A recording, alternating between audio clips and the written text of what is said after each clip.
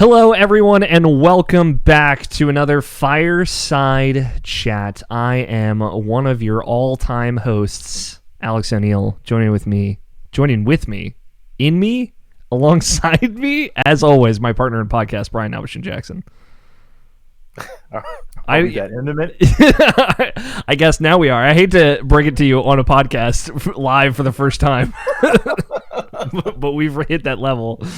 Also, one of my very best friends joining us today, very special boy and abject of my heart, Mr. Barrett Courtney. What's up, Phantom Thieves? Y'all ready for some pancakes? Gosh, I hope so. Pancakes, the plot point that to crumble all other plot points. Barrett, welcome. I don't know. I think, Thank you. In a way, for like since we started doing Fireside Chats, I think you're like the first official guest. We did the Kingdom Hearts one. But that was a little different. Yeah, well, thank you for having me. I really enjoy your Fireside Chats and going down deep rabbit holes of whatever topics you guys want to talk about. It's been fun to catch up on them. I forget what was I think one of them was the like predictions for next gen. That was a really fun one. I like listening to you two boys. Crushed them all. Nothing unpredicted happened. Totally predicted everything correctly for the year 2020. God, man. I want to go back to December of 2019 just so I can be like, no, listen, the whole world's going to shut down. You guys won't even see this shit coming. Yeah. But we're not here to talk about a global pandemic. We are here to talk about Persona 5 Royal. I'm very excited. Yeah. This is going to be... If you were to take Alex O'Neill aside and put him with one of two people and want that conversation to go on forever, possibly, about literally anything... These are the two people, so I'm very excited. And for folks listening, we are going to be spoiling the game, but I did front load some non-spoiler conversations. In case anybody is still somewhat on the fence, I thought of some questions that might be valuable for people out there, and I think it's important to have at least a section of that because Barrett, you were kind of fresh to Persona 5 the first time around.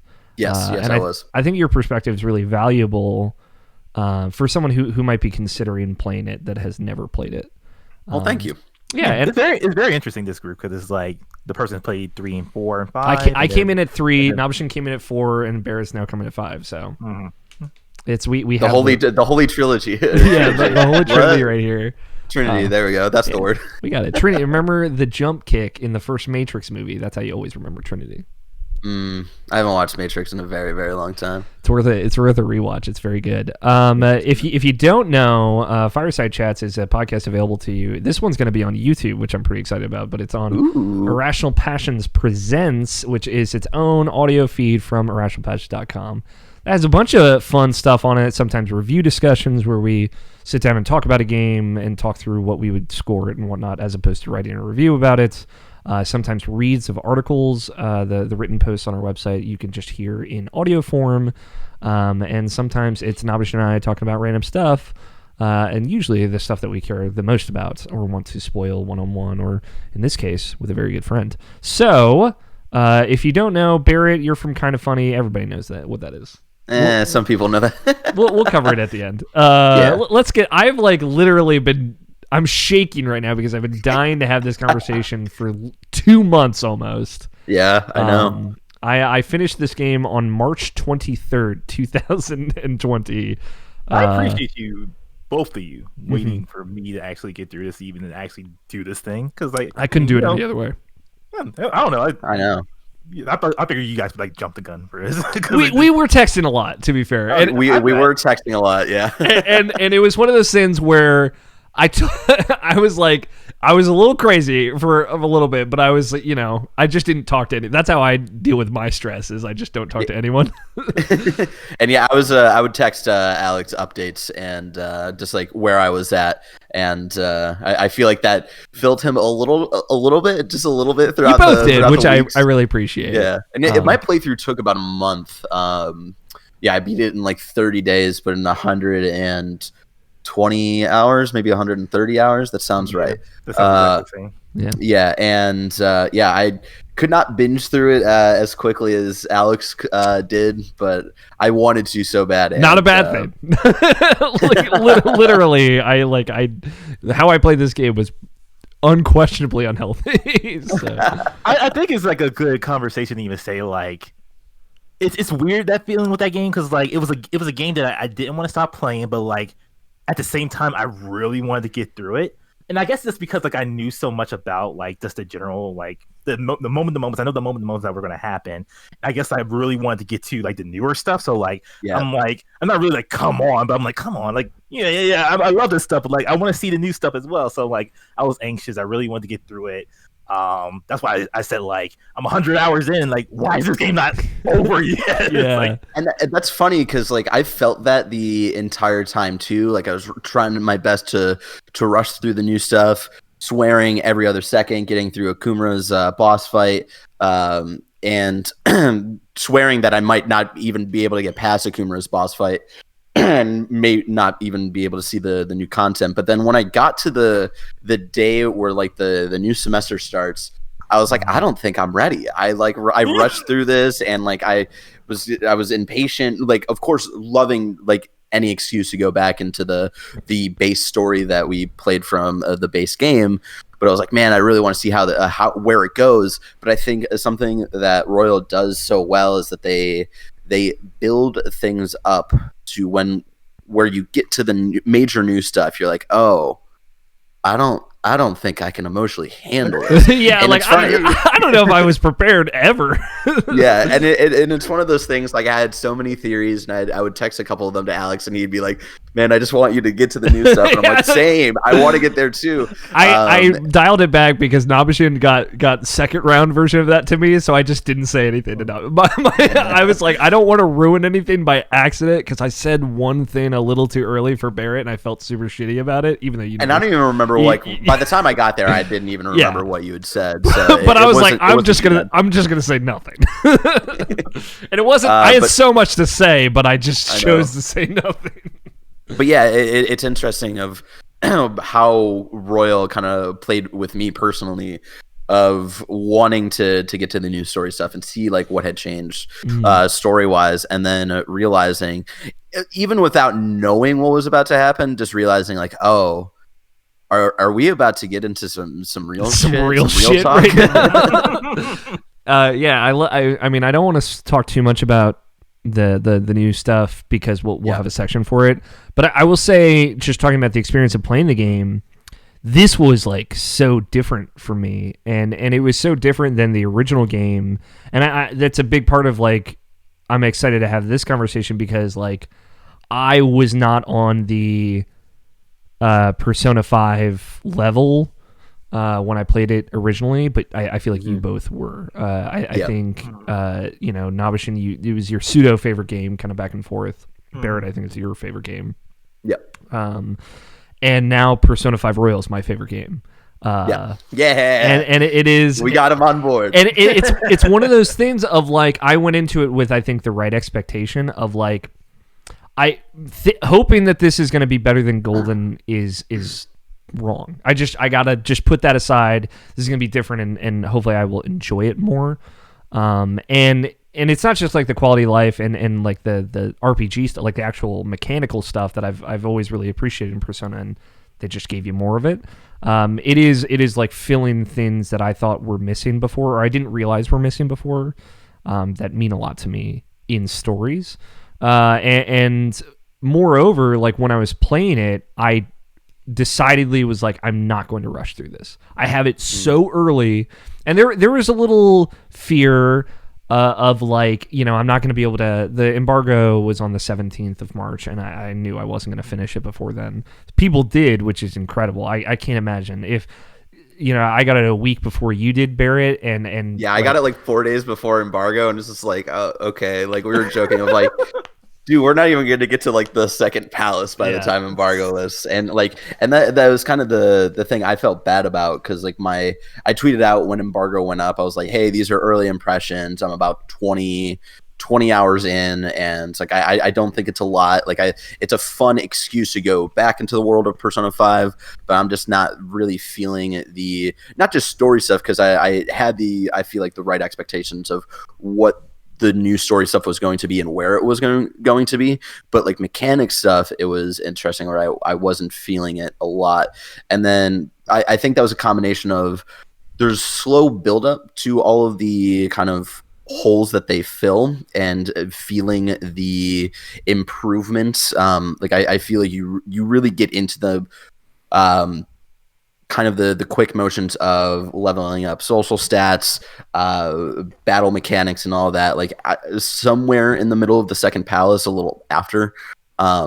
And so, yeah, I felt bad that like I was like, man, I don't know how I feel about it at embargo, because then it was like I think 2 days later, and I was on the third palace. I was like, oh no, this is great, and it was one of those helpful things actually talking to you, Alex, while I was playing, because you reminded me about a lot. I have not touched Persona 5 since I played it my first time back in 2017. Mm-hmm. So there are like little things that they improved on that I didn't even remember. Of like Baton Pass was blocked behind confidant rankings, yeah, and I totally forgot about that. And then the realization of like, oh, because they're available from the get-go when someone joins your party, that's way more useful. Like I can't even imagine going back to the base game after that. And just like the little things here and there, you really start to feel. And I don't discredit them for making it feel a little, even though like things here and there in the beginning are changed. I appreciate they kept it like that in retrospect, just because to introduce new fans who might be jumping in for Royal and stuff like that. So there's a lot of respect to the original Persona 5 story, which I was not necessarily expecting, but appreciated. But yeah, I think taking my time through it, it was really one of those things where I did not want it to end. And when I got to the new stuff, when you're right up on December 24th, which is as close to spoilers as I'm going to get, I promise right now. And you're about to kind of get into a lot of what's changed from the original game. I was so anxious because I really worked super hard to know nothing about where this was going into this game, which was true of the original game. And I appreciate in the original game, once the December arc starts, Morgana's like, "Listen, motherfucker, you got to hang out with your buds because I don't know when you're gonna get the chance after this one." And I was like, "Cool, thanks, dude." There's no equivalent of that because they already give you that. So going into January and then whatever happens, I did not know. I didn't know if it was just gonna be a directed thing where like there's no like hangout time, because like I started thinking about it and I'm like, well, how am I going to do Memento shit? Like how, like there's a lot of questions that I did not have answers, nor could I fathom the answers for, that just gave me this really serious anxiety and fear. And then this like crippling fear going through the whole last bit of like, I'm not going to be able to see everything that I want to see. And to be fair, I saw almost everything that I wanted to see.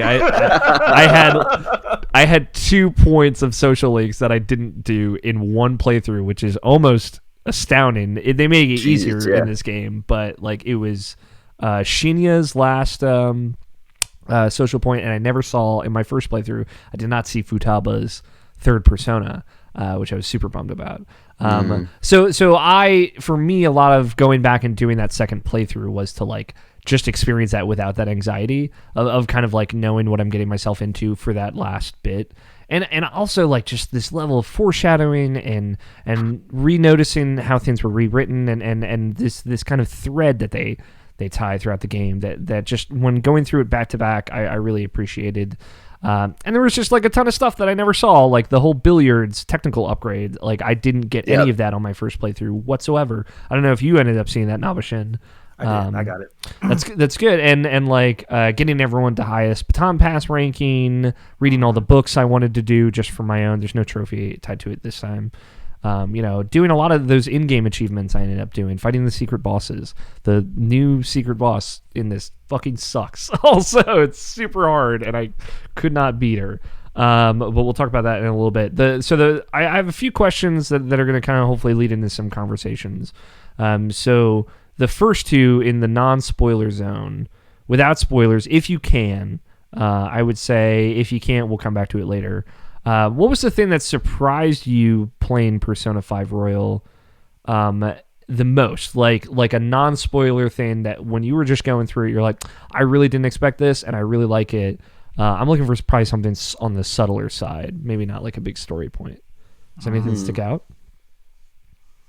I think for me, the big, huge, sweeping quality of life, like how committed they were to improving the quality of life. And to be fair, like going from Persona 4 to Golden, like there is almost equal amount of that, but like it had been a long time, and that was they were filling such a different gap. But like the fact that all loading screens are almost eliminated, like everything moves faster. You can run while you're in Tokyo, as opposed to like you couldn't sprint before. Baton Pass being available for the new activities, the speed reading book, the like being able to clean LeBlanc and up your relationship with Sojiro and your kindness at the same time, like being able to do everything that you would want to do at night pretty much any time, and even when you can't, you can always improve your stats, and you're always kind of gaining and gaining and gaining. Yeah, the stuff that I would say like the happiest surprise definitely was the stuff in LeBlanc, and like the thing I was most surprised about was like how early on in the game I think I reached like max stats, social stats for Joker, which helped. So which again is kind of like this domino effect, right? Where because they give you just this simple addition of doing stuff at night at LeBlanc, whether it's cleaning or studying or I think thinking on the toilet. I never tried that. And there are some other things as well, like that helps so much with the little stuff that you can get high ranking for social stats pretty quickly, and then in turn that helps you with a lot of confidant rankings, because there were a lot of confidants when I got to where it's like, oh, I was already at enough smarts for Makoto when I wanted to hang out with Makoto,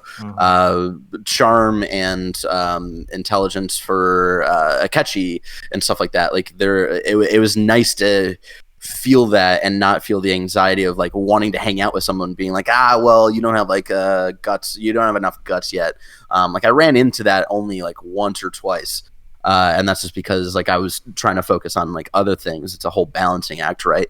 And so I was really surprised of like how easy, or not easy, but like how more straightforward it was to rank those things with the social stuff, but then also just like level ranking your team and stuff. I got my entire party at max level, which I don't think I got even close to in the base game. Me too. Yeah. And that was something like really cool, which especially with. Sorry, go ahead. No, you finish what you were saying first. Like with Ryuji's kind of thing where you like if you run into enemies and like you can auto defeat them and stuff. Like there was, I think the entire last two the last two dungeons. So that's like the stuff in December and the stuff post December. Like almost all enemies were like blue or green, and that was something like I just never experienced. Like I ran through the December dungeon like in an hour maybe, and it's long. And that's also for people listening home, it's the longest dungeon for sure. Yeah, and like I remember playing it originally, and that took me at least 2 sittings to get through, because it's long, it's tough, but like being able to be super maxed out was really fun, but still made for really tough fights, right? It doesn't the tough moments are still tough most of the time, totally fair and completely interesting and engaging. There's only one moment that seems to be kind of isolated incidents, because like Alex, I know you didn't run into like the Akumura thing, as hard You're as not I alone did. in that. It sounds I'm like not alone, yeah, because I've seen a bunch of people complain about it as well over the interwebs. So I think there's something specifically in that that I don't think they explain well. I can't really like capture what it is yet. I think like a really helping factor in that fight is if you've taken the time to upgrade the strength persona and if you can summon stronger personas yet. Because I feel like that made a big difference for you right after that. And also I had already done the legwork for that. And I remember having a couple like above my level personas in that fight that really helped. And then also, I think the other little thing was just like technicals. Like I understood technicals and how important they were, whereas like in the base game, they didn't explain technicals super well. But they like really hone in on it in Royal, which is awesome. And I hadn't really like mastered like technicals and like the idea and like how to kind of keep the chain going. And I just don't think I had like the best team build. So I had to do a lot of experimenting, rotating people out and stuff. And then like after I think like 2-hour-long sessions, I was finally able to beat him. But besides that, like the thing that really surprised me was just like how more fluid this game felt. Because like if you had asked me 3 years ago playing the base game of like, oh, do you think there could have been any improvements to Persona 5 Royal or Persona 5? I would have been like, nah, man, it's already great. Like I don't see how you can improve such fantastic gameplay. And in Royal, they figured it out. Granted, this is my first Persona re-release, right? But yeah, I was really blown away by that. Yeah. What about you, Nabeshin? Mine is something like super simplistic, but like I don't know, like it really just like gelled with me a lot. It was just having the autoplay for the dialogue, just having the hit auto and just like having the speech just like go on by itself. Wasn't that there from before? I don't think so. It's definitely in Golden, so I don't know if you could turn it on and off in scene before, but yeah, I've always had autoplay on. I embrace the autoplay life. Please. Yeah, I would go back and forth. It was really helpful. Someone did mention, because I streamed it a couple of times, and someone mentioned, it's like, oh, that's such a good addition. I was like, I felt like that was in the original, but I guess I'm misremembering it. But it was so nice. Like, I typically will not do autoplay, but it was nice if I knew we were about to do a long scene and like I had some laundry to fold and stuff, I could just hit autoplay and kind of like do chores around the house and just kind of vibe with the scene, whatever is going on. It was really cool.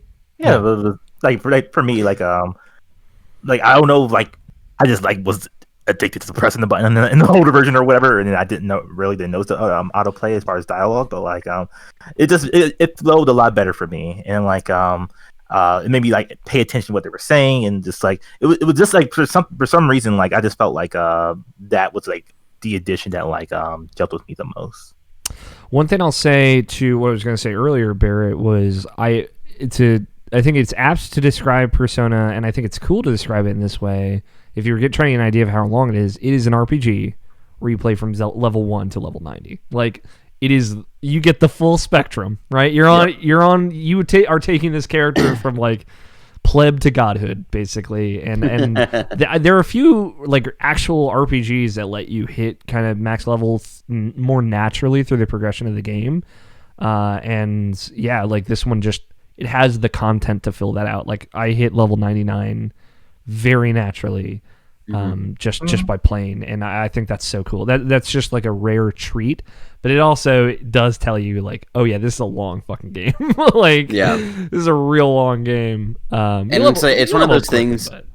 It's interesting of like we kind of naturally did it, but I feel like the game is kind of making you do it as well, especially for like that final encounter. Yeah, I could not imagine doing that boss at any lower level. Like that was 100%, dude. Like that was so tough. Like, you literally felt like a god at that point, as far as like before going to that dungeon and fighting that boss. It's just like, you take out anything. Nothing was like a real issue whatsoever. Then like that boss fight was just insane. Like I seen it in one grow, but like there was a struggle for real. Like sweaty palms, monster gate. Yeah, it was awesome to like have that. Like I for me, and I don't know how it is for you guys, like it would just like loving the mechanics of Persona 5, like and like traits and all the stuff that they had, like that fight is like the full, like, we're gonna give you the whole experience. Yeah, and you have to bring in everything you've learned throughout the entire game. Yeah, which like I felt a little bit of in the base game, but I think there's something to be said, and I can kind of hold a majority of this stuff for when we get into spoiler stuff. But I think there's something to be said of like the kind of grand kind of battle that you have in December. Kind of feels not out of place, but it feels distant to what the rest of the game does, story and mechanically. And so I think there is something to be said of like the new edition of the final encounter, where it truly brings back everything that you've learned throughout the game. It truly brings back like kind of themes that were played throughout the game as well, rather than I feel like the original last encounter felt like a little too distant. So I thought that was really cool that they were able to absolutely nail, especially like what the last encounter was mechanically and story wise. Yeah. Since I think we're dying here to get to spoilers. The only other question, non-spoilery, I had. Do you think Royal makes Persona 5 a more approachable and more worth playing JRPG? Both of you. Yes, but like it's still a lot to ask for. And I say it's a lot to ask for because like it's one of those like my usual gripe with JRPGs is like it's the JRPG hump. Is like you have to wait like almost literally 20 hours before the game actually gets started in a real way. And like that's kind of a lot to ask for a lot of people. It's one of those things where like when a video game just like ask you or something, and like it's up to you as a player to like either accept it like blindly or just like complain all the way gripingly through it or just drop it. Like that's like Last Guardian or Red Dead Redemption or something like that. And it's just like something that's just like like they're asking a lot from the player, and like if you get through it, you can have this amazing experience, something that's almost life-changing for you. But like it's a matter of you kind of putting up with the quote-unquote bullshit that they put in front of you. Yeah.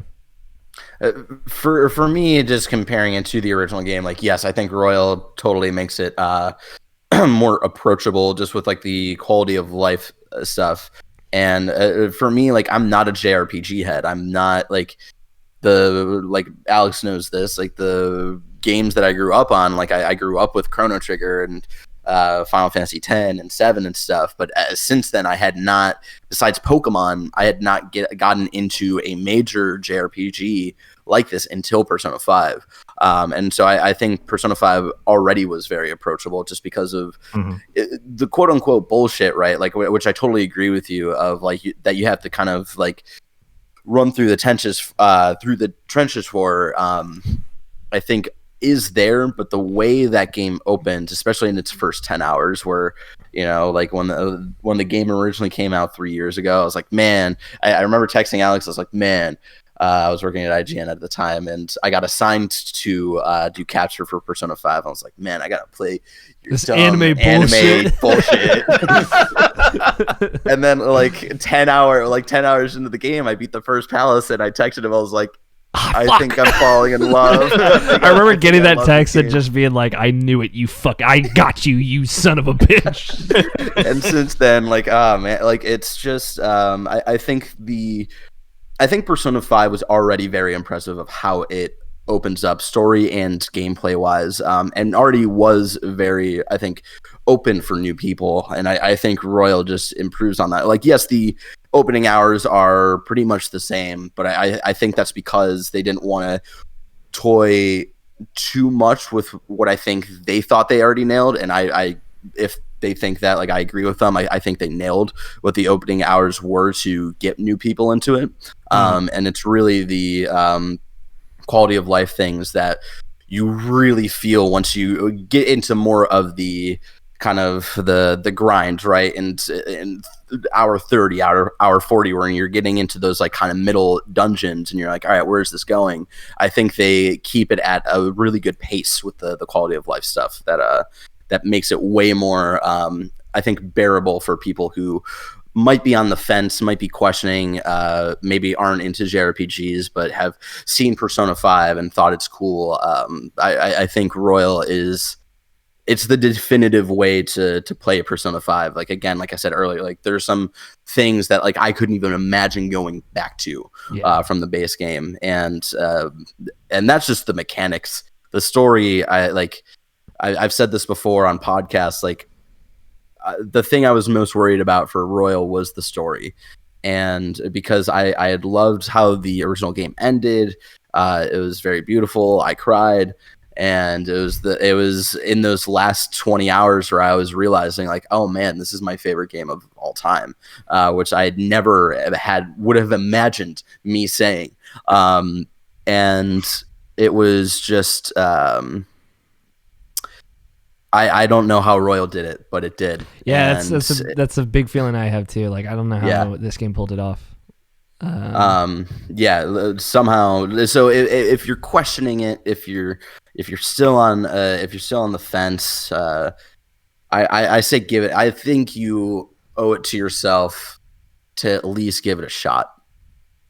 It's so much, dude. Like Granted, it is. But my counter argument to it is like, what else are y'all doing right now? Yeah. Like, we got a lot of free time. It is so much. But like, keep in mind, you don't have to play it like we do. Like, I genuinely think Persona is the kind of game that you play over the course of like 3 months, and then by the end of it, feels like it's been months that you've like lived in this world and you've been on this journey daily. Like, the original playthrough. I played it over the course of 7 months. Like, I took breaks. Like, I didn't beat the original game until like I started it in I want to say March, and then I didn't beat it until December. Like, it took me a long time. So yeah, like it's a lot, but you can pace it. Like, take your time, as the game says. Yeah. Like when I said that, I was going to something else, but like I just wanted to let you guys talk for a minute. But like, it's so much as far as like how much it is to me. Like, it's like I think I heard Tengeti say this like recently. It's like when someone talks about like one of the games that he likes or something like that, and someone's critical about it, is one of those things where he's like, he says something to the lines of like, it still gets to him, but like when it's like something that's really really special and like someone has criticism about it, and then he's just like, okay, and just like moves on. It's one of those things where it's like, sure, for me, like honestly, like Persona 5 was a perfect game. Like for me, this like flat out, just like it was a perfect game, and like. Are there changes I would like to see? Absolutely. Is there some fucked up shit in there? Absolutely. And like, Royal doesn't really improve on that stuff. Like they try to, but they didn't do it as good as you would want it to be. But like, I feel so much better about that game, even more. It's like, it's one of those things where it's like not like, shut up, your opinion doesn't matter. It's just like I can't even listen to you. Like we're not even on the same wavelength as far as like level. As far as like even having a conversation about it. And it's like I could talk to you about this stuff, like if you want to have a conversation about it. But like if you just want to like dogpile on it, it's like, okay, like we're done talking then. Sorry, man. Yeah, and I think there's like a defensive-ness to it because it is something so close to the heart, right? Like I remember you talked about feeling like reviewers would have an axe to grind with this game because of it being what it is. And it's cool to see a lot of people really into it.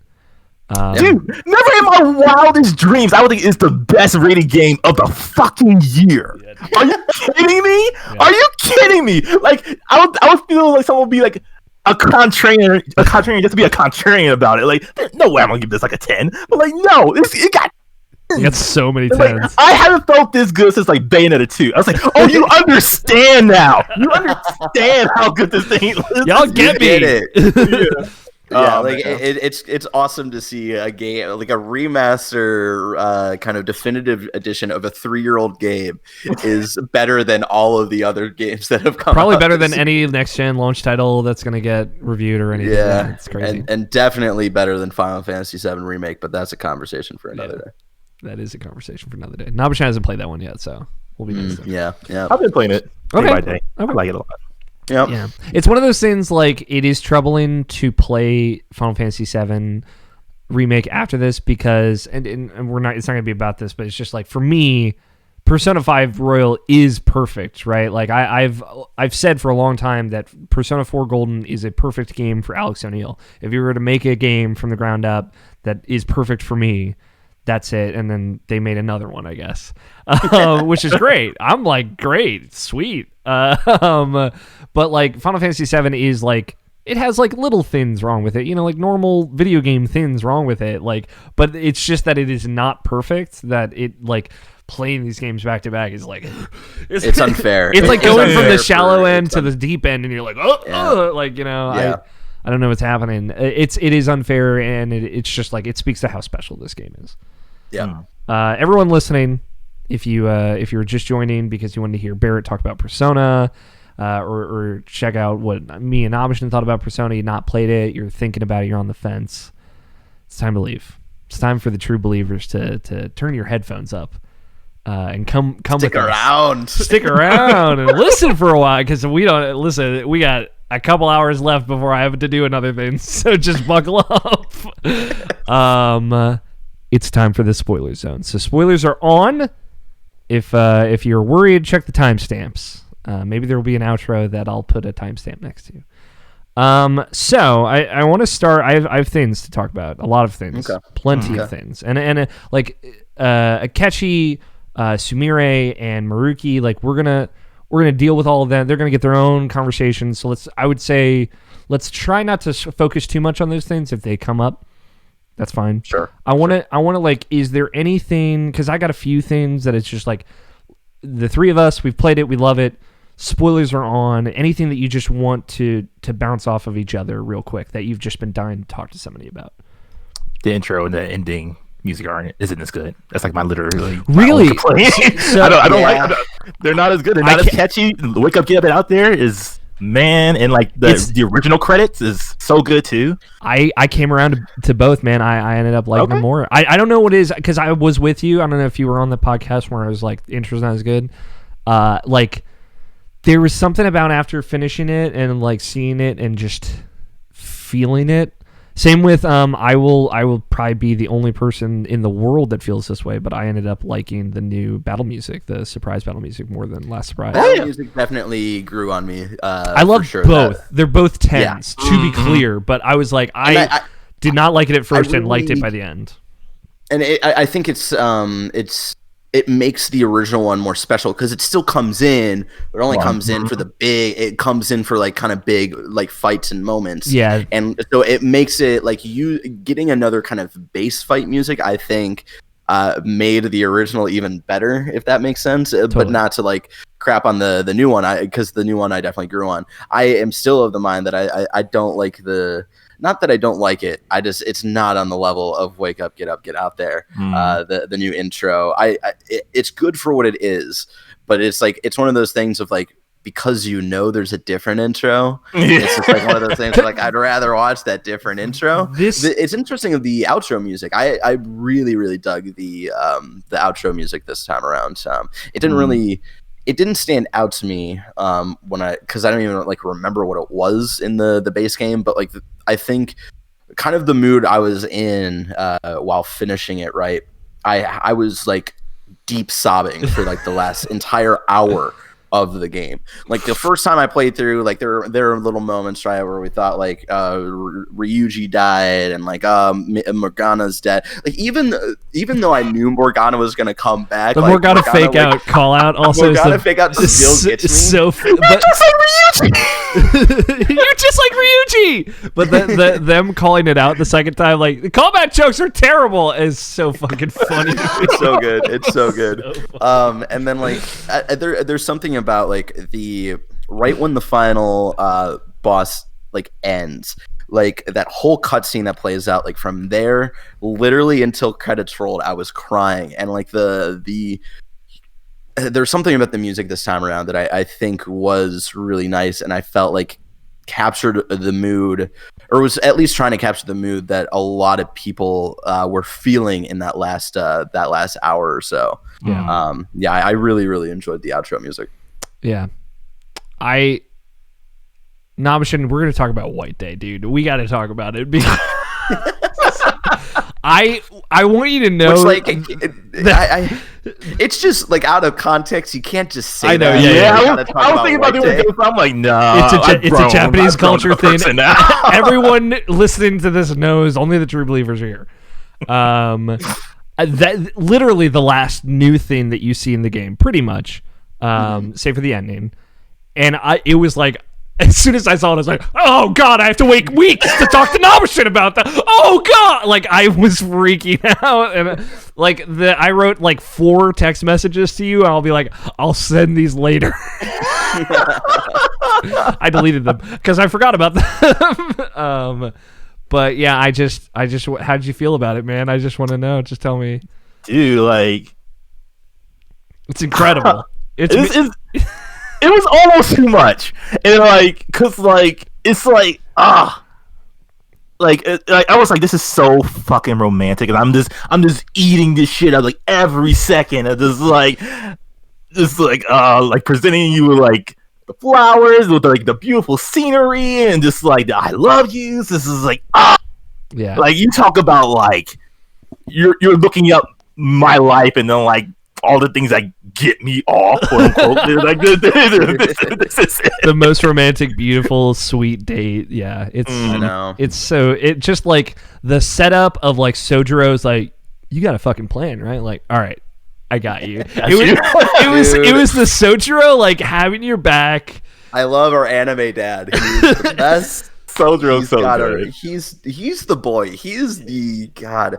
And it's fascinating. I know we're in the true believer zone, but I just want to shout out Andrew, who's playing through it for the first time. And like one of his first tweets was like, "Why is Sojiro such a dick?" And I was like, "Don't be mean to my anime dad." He's like, "You cool with all this abuse?" And I was like, "No, you just gotta keep going, man. He just doesn't know you yet, man. You just gotta get to know him." You're gonna save his daughter, man. You just gotta know. Yeah, it's again. That's like when we're on the other side of the veil now. We're saying we all get it here. We're all friends here.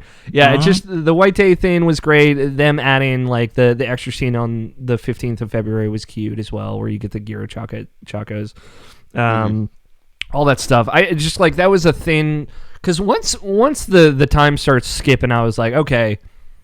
We're back to the end. You know, I'm preparing myself to get emotional, and it ends on the 14th. It's got the special little day icon, and I was like, I was not expecting it. Like I was just so, and I know like that it was one of those cultural things that like you and I, Nabeshin, I think have an equal like fascination with.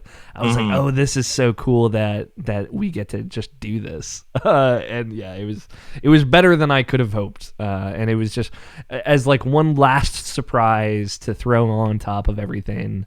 God, it was such the view of the city. It was just like jaw dropping, and like I'm just glad I'm glad I got to share that moment with my girl Makoto. Yeah, I'm glad we got that send off. Like for anybody, like who like. No best girl arguments right now, y'all. No. Like let's just hold hands. This is a friendly. Like, whoever you want to table. love, you can love, and like let's just agree that being able to get a send off for whoever you wanted to romance was just absolutely beautiful, and I loved it. Yeah, it's the scene with Samira is very, very sweet, and I imagine the scene with Futaba is very, very good as well. It's magical. Does anyone dress up for it? Does Makoto or Futaba dress up? I don't remember. No, they were unaware it was even happening. Yes. We the aquarium, and then we went to there. Yeah. So Makoto was just like wearing her like blue like winter jacket or whatever. Got it. Okay. So do we want to start with more little things that we want to just kind of bounce off a little bit, or I got a big one that's going to probably get us into a big conversation here. What do you want to do? Let's continue on this little things. I like let's build up to the big moment, to the climax. So to talk about my feeling, like going into the 24th, right? A lot of it was I wasn't sure because again I wasn't looking anything up, so I didn't know if I'd done everything that I needed to do to get there. But obviously, the kind of the moment where Akechi quote unquote dies. Or dies? We'll never know now. is different, and the glove thing, and it's the night where you're like, I really want to end things with Akechi, like I want to settle things, I'm never gonna forget him type thing. Like I was like, okay, because I really thought that was gonna be the moment where things started getting wild. I was like, this is gonna make Akechi live, like that's gonna be the thing. And that was like, I was convinced, and this was one of the theories that I texted Alice, I was convinced the final palace was Akechi's palace. I thought it was going to be Sumire's. I thought it was going to be Kasumi's at the time. So, and to Nabeshin, you had sniffed it out just because, to be fair, by your logic, it makes sense. And Kasumi had said Maruki's name in that scene. And again, I was like, so like when October 3rd happens, I was like, I don't give a shit about anything else. I know what a huge tease when when you're like, damn it, I still have like 4 months before we get back to this, whatever this scene is. Yeah, like 4 months. Like I have so many questions. But yeah, Akechi shows up, rolls in on the 24th, and I'm like, who invited this guy? Like, where did he go? And like, it's such a great moment. And obviously, I took a screenshot of it. I texted you about this, Barrett, of like the protagonist thinks to himself, it's almost as if this is how things were supposed to happen. And I told Nabeshin, I was like standing in my room, like alone, like, what is happening? Who are these people? Like, I was freaking out. And I was the most excited, but again, just terrified because it's like, okay, now I have to anticipate the ending again. I have to not know when that's coming again. Yep. And I didn't know we would kind of get hangout time again. Of course you would. I was being stupid. I recognize that now. But I didn't know if he would get hangout time, if there would be days or calendars or whatever. I was so anxious. I cannot. And then the thing is, like, all your allies are like, okay, we're going to do our fucking evolutions now, and you got to come talk to us, which I love all of that, too. That's another small like thing that I really liked. I appreciated that everyone kind of coming in and having their resolution with you was them apologizing to you, because it really, like, you're going through this whole game, that stuff happens, like, and we'll kind of get more into the specifics of it later, but this kind of, like, I never felt betrayed because obviously I got it, and I think that's the point. But this feeling that they care about you so much that even though, you know, they were just doing what anyone would have done, like, they want to take you aside and say, like, hey, like, I'm supposed to have your back, and I fucked up. It creates a level of intimacy that I think was not there with each character, and it's like them kind of like being at fault to you, like being guilty to you in a way that you just don't really get to see very often. And I thought it was really, really great. It was a great way to set that up and have all those characters have those moments. And they're very sweet also. Absolutely. But again, that's like 8 things that you've got to do. So that's why I couldn't do the last one with Futaba, because I was like, I want to do this, I want to try to get this done, blah, blah. But it's cool seeing all their third evolutions, and it's a thing that they also added in Golden, Barrett, over the original Persona 4, which just had like the standard evolutions. In Persona 3, the characters' personas evolve actually as part of the story, so there's no social link aspect tied to it. So, but also in Persona 3, you can't social link any of the female characters without romancing them. It's kind of like a mandatory romance thing, so you just turns into a harem by the end of it. It's very weird. Interesting. Really quick, this is something we should have shouted out before we got into spoilers.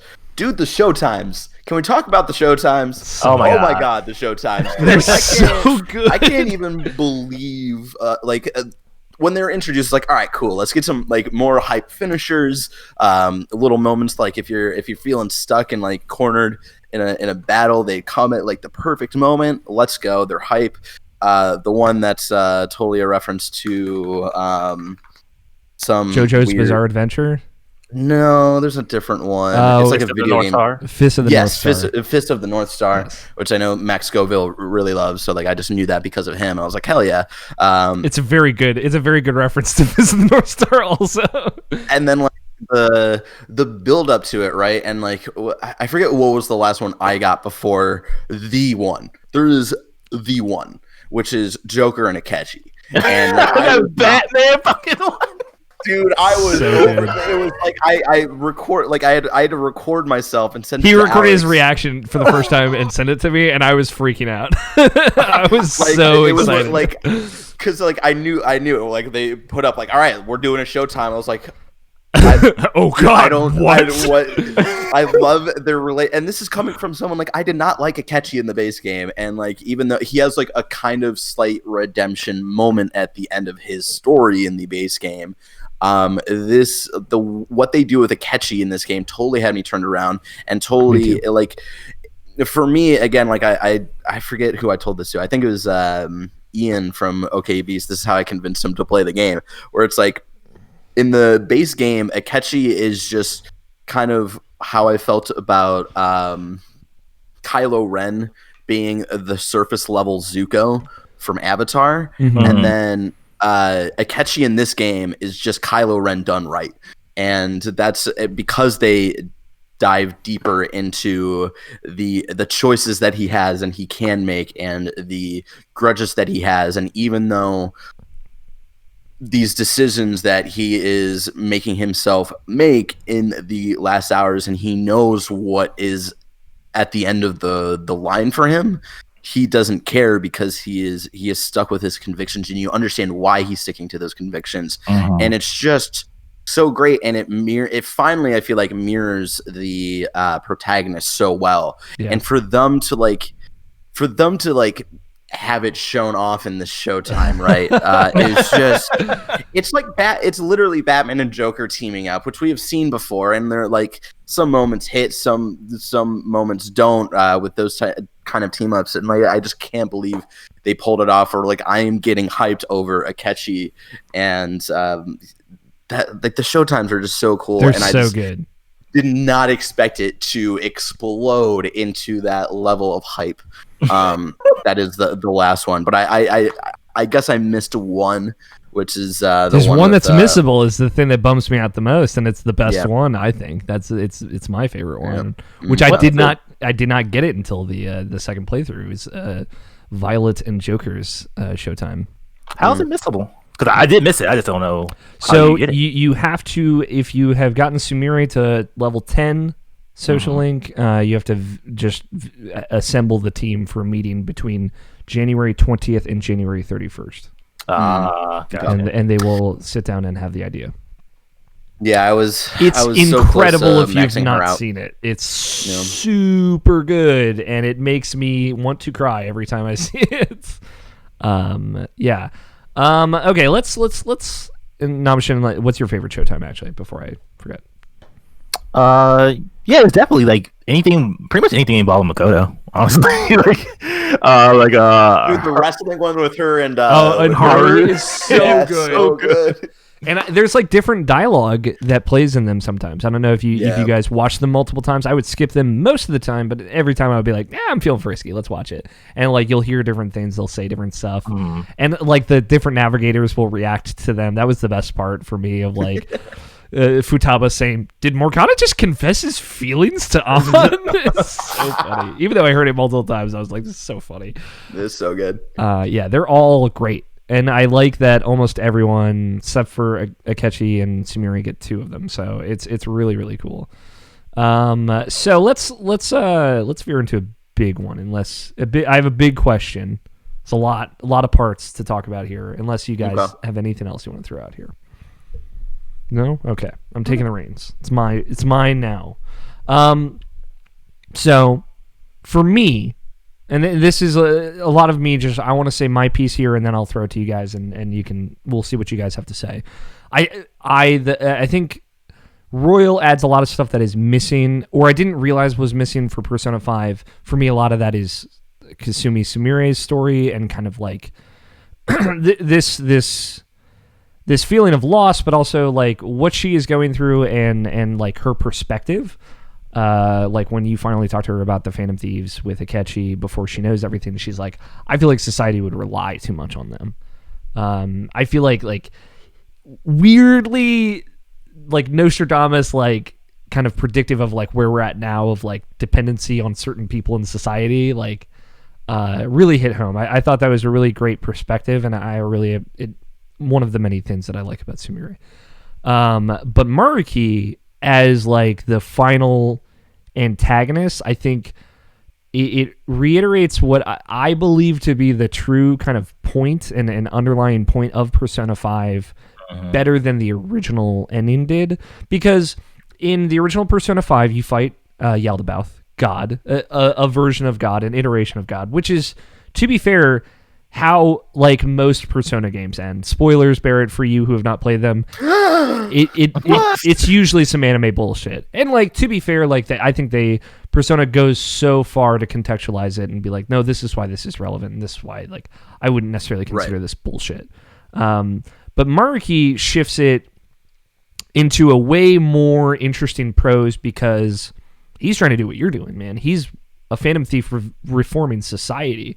And obviously there's such an intimate relationship with that character developed throughout the whole game from this place of empathy, right? Like obviously Maruki is overly empathetic and I relate to him so much, and it made him such a powerful villain. I think all three of us are on the same page of like loving Maruki.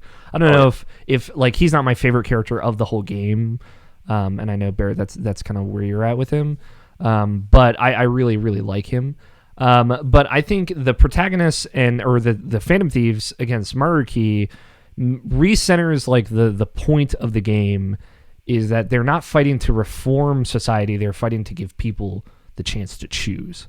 And I think that is like, it is a way more difficult conversation to have. It is way less black and white than like, this is the god of control that just wants kind of sloth to reign all. That's bad, right? Maruki's approach is good, and I think what he wants to do is good, but you, like, heartbreakingly still have to tear him away from this because, you know, like, you are trying to change somebody's heart for a pain that they're feeling as opposed to, like, a pain that they're causing because he's, you know, ultimately running from sadness and from the reality that he has to live in.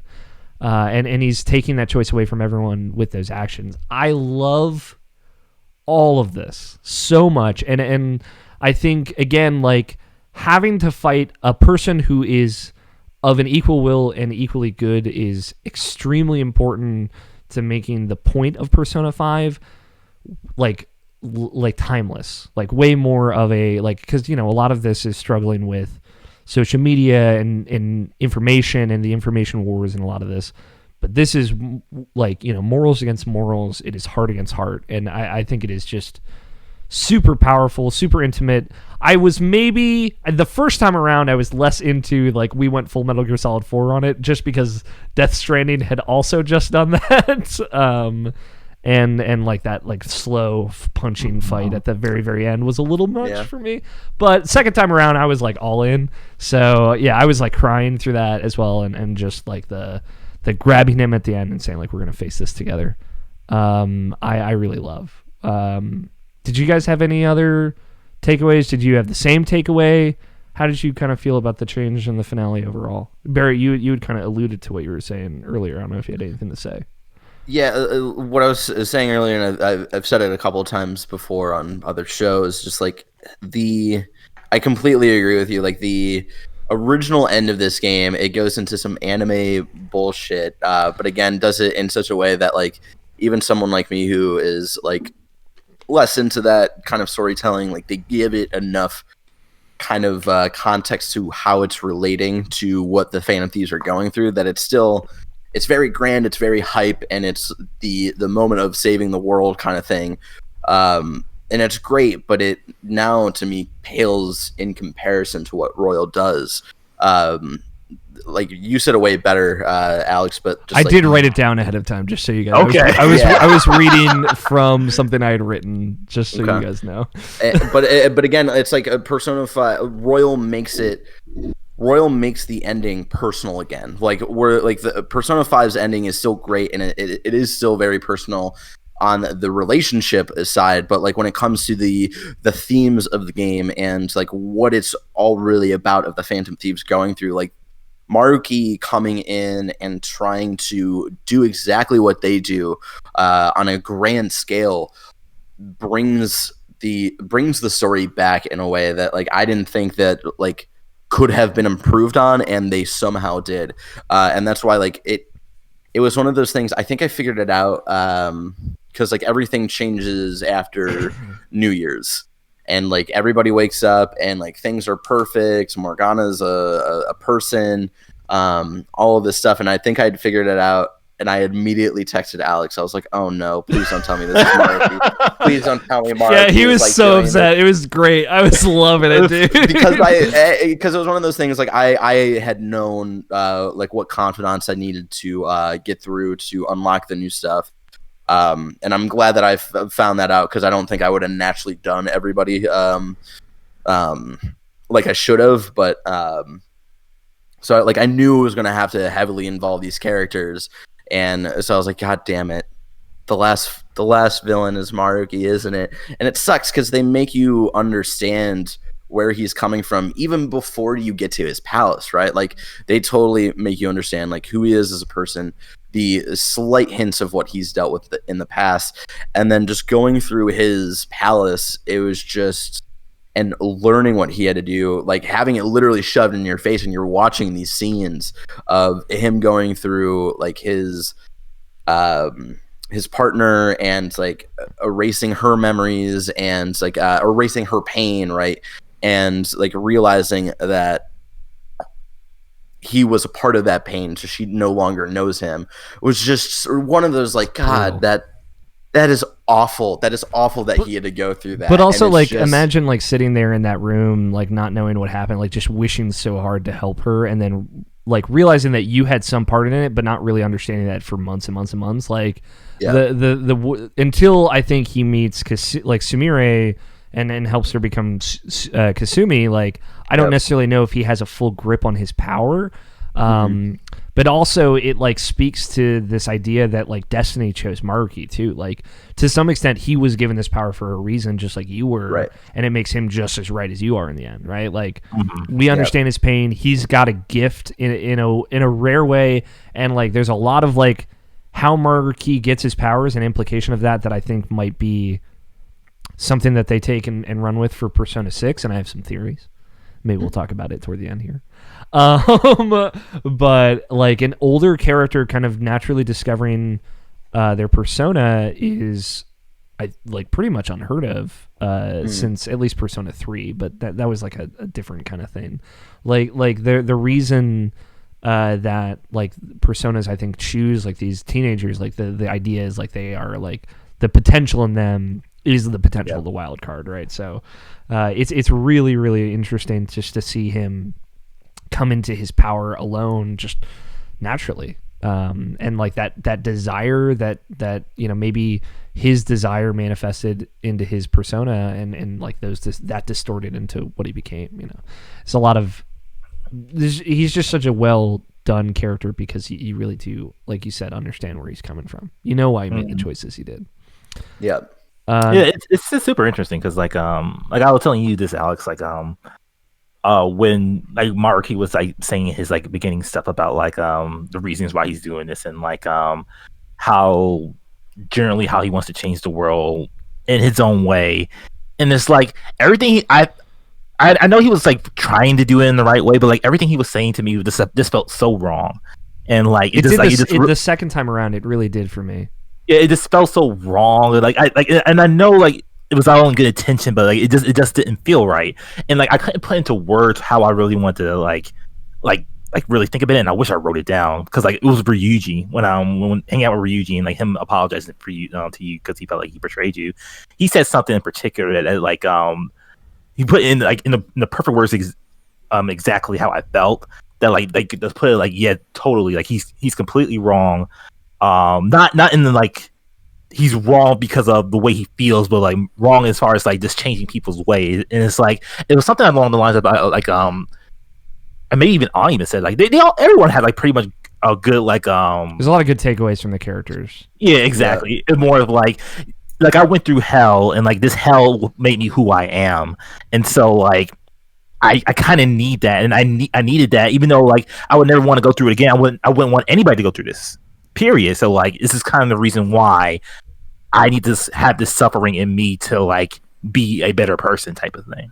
Yeah. It's one of those things. And so great that they are all able to come to those realizations when you have those conversations with them. And I think it really brings to the forefront of just the fine line between you and Maruki, and it's like what is necessary to help people grow, and what is too much control. Because essentially what Maruki was doing was just what I always forget the name, but the fake god, whatever, was essentially what they wanted to do, but just from they just had different feelings about what they wanted to control, right? Mm-hmm. And it was just so damn perfect. I love Maruki, and it hurts every time I think about it. And I just love that even he was able to, at the end, be like, all right, well, if what you built fell to shit, like it's just time to relook at the base and start over, and you change his heart, man. And I think like in more truth, like you really reach out and change who he is. And I think like that level of intimacy is just only something that you can do with a character that's kind of along the journey with you. Thinking about it now, like hearing you guys talk about it, it's for me, like the thing that ties the Phantom Thieves, all these characters together, is that, save for like Samira, also not like they're all victims of adults that made decisions for them, right? Like, and it's funny, like the harm that falls on Samira and like her life essentially being flipped upside down is Maruki's fault, right? And exactly. And he never really. And like I appreciate that she is like appreciative of it ultimately. She's like, this is how I don't know if I would have been able to get through these months without this. And I appreciate that, but also like I need to choose my life now. We need to take the training wheels off. And like Maruki is an adult that was hurt by society, and you are children that were hurt by adults, right? Like you see the kind of two paths here. And it's a wonder that Maruki's desires became distorted, sure, but that he didn't become evil, and kind of like that one selfish act didn't make him more selfish. But like I think that's really the thing. Like in an essence, kids and teenagers kind of see the world for what it really is, and adults just want to control it, right? Like that's always the difference there, but. It's the fact that he is able to come around and like you're able to reach out to him and show him your strength. Like I think it's very cool. It's very good. Let's talk a little bit about Samira, my girl. I want to know I have a lot of feelings about her. Obviously, I want to know how you guys felt about it. Like Kasumi kind of going through the story. Just in general of like what the vibes you got, and then obviously her story and where everything goes at the end. I can't believe they got us again, man. Like they got me with the whole twist in the original game about these pancakes and Akatsuki won in pancakes, and I can't believe like the moment when you realize like, oh, we've been lied to the entire time again, where you go back to the memory of you picking up her student ID or whatever, just like her ID, and you just assume that's her name, and then you realize that like no one else like truly like she never introduced herself to anybody. It was like you saying like this is Kasumi, and it's just like you letting you unknowingly you're a part of the problem. Yeah, but you didn't know it. Like it's just like the assumptions of like a meet cute essentially, right? Mm-hmm. And it was just I really like her as a person, and like I didn't like fall in love with her, and that's just because I love Makoto, and that's just because my partner is literally just Makoto in real life, and so it's just. So true. It is. It's true to a fault. I love it. Essentially. And so, but I did really. It felt like another sister relationship, to me at least. Like very much of how I feel about Futaba. Like Futaba, and I always have to make this distinction whenever I say this. Like Futaba is my favorite character. Now my second favorite character, but like in the original game, I had to like distinctively say, like, she's my favorite character. She's not best girl, dating girl for me, but she is the best character of like how much you could see of her, her palace, and seeing like the pains and distorted views of a person who isn't a bad person, but they are just so warped in their own world that they don't know how to get out of it. Which is like why I think both her and Maruki's palaces are the best palaces in the game, thematically and gameplay wise. Like I just think they're fantastic. And so with Kasumi, it was just one of those things like, yeah, she's nice, like she's cool. And then when we really got into her story and going through the motions with her in the last semester, it was like I can't believe it was. I was just blown away. Like I couldn't believe they pulled another one over on us, and it was so devastating too. And that's the thing. It's like it's Maruki's palace, but it's kind of both. It's both their story. In a sense. It's both of their palace in a way.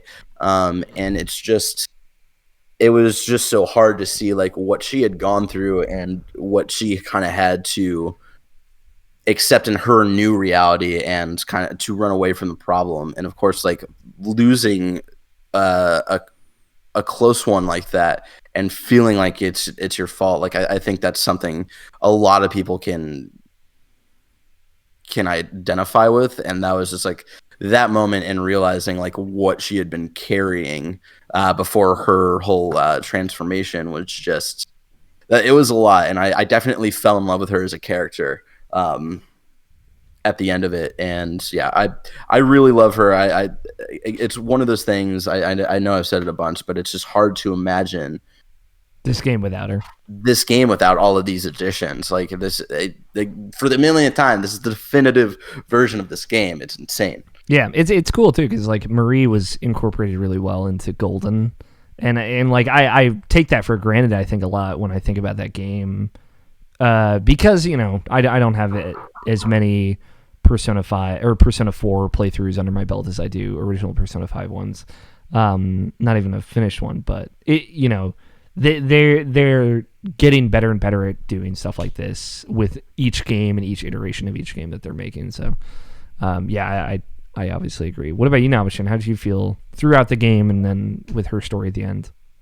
My first impressions of her, she seemed very similar to me, similar to Rise and Persona 4. Like she calls you senpai a lot.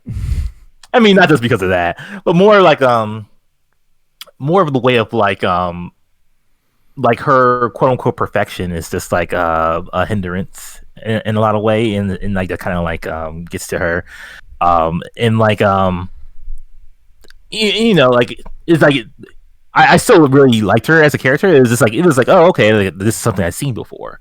But then it's like when it got around to like her talking about like oh my dead sister and like having that weight on her.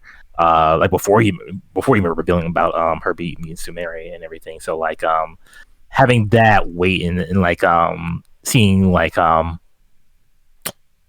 just seeing like always being compared to somebody else and just like going through the challenges of like trying to find yourself inside somebody else in a weird way. It's like it's very unique. Not unique as far as like I've never seen it before because I've seen it a lot of times, especially in anime.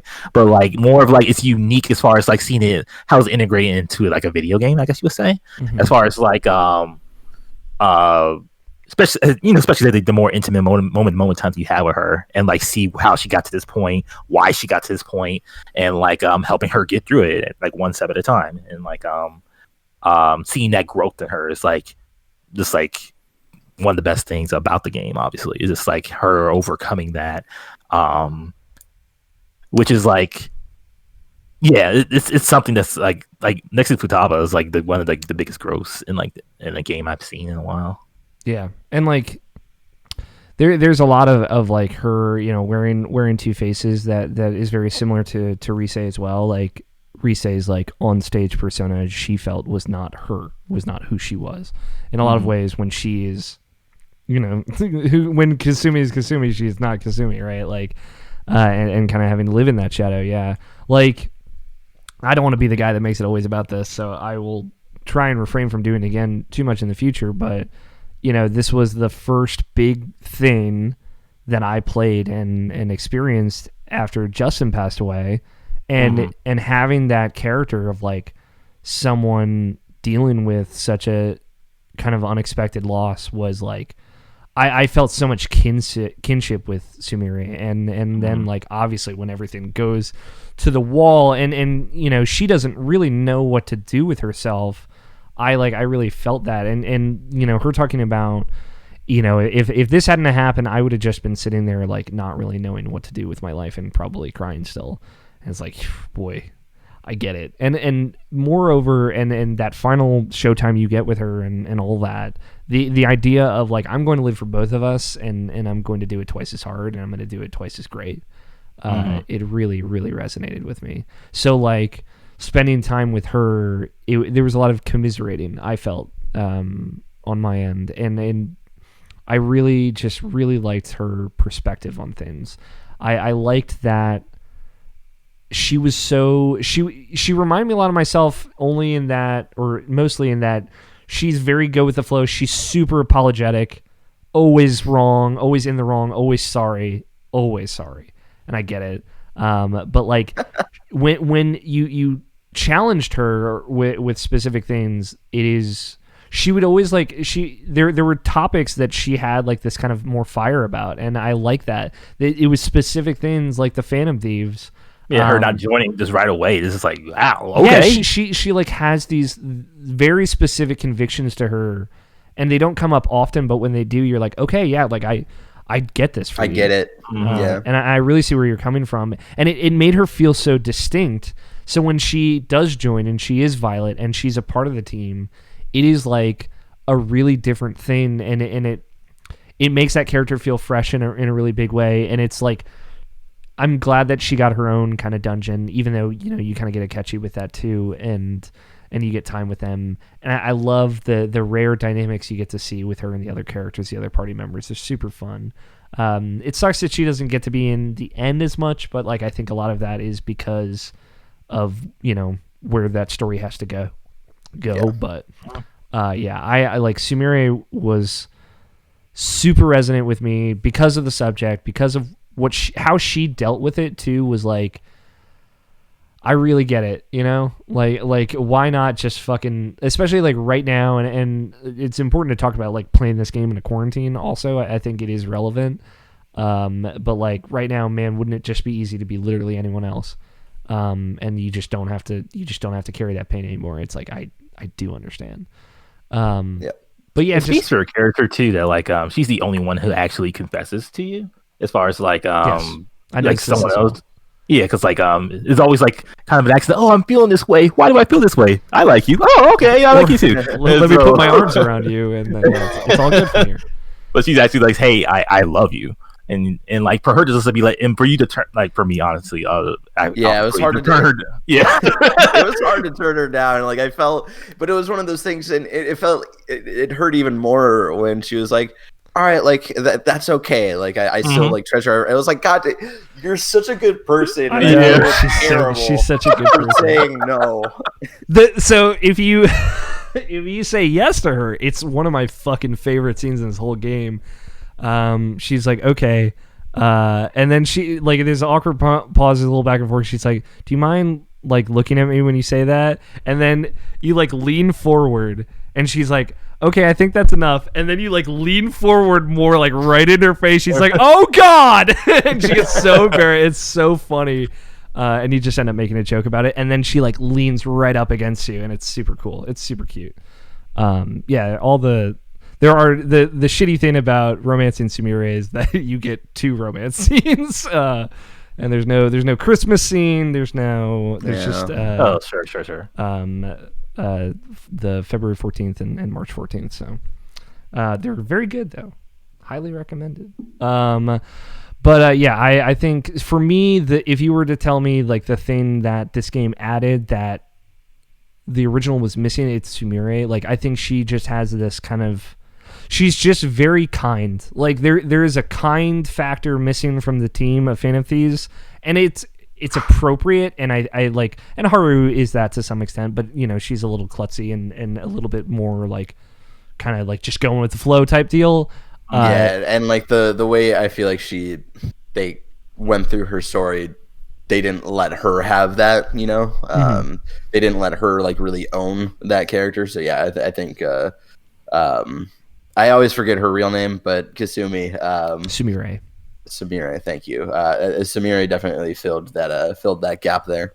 Yeah, I think just it rounds out the team. And I was texting Barrett about this, and I wanted to talk to you about it. And I was just like, there's something about having like a 10-man squad at the end of a JRPG, man. Just having like a fucking whole family of folks, just like, and they all have like different little quips they have back and forth, and like it's so good. It's like Tales of Vesperia and this are the only games that get that, and they get it right. It's so fucking vindicating. So let's get into the nitty gritty just for a second. Who was our final team in the final fight? Who did we roll with?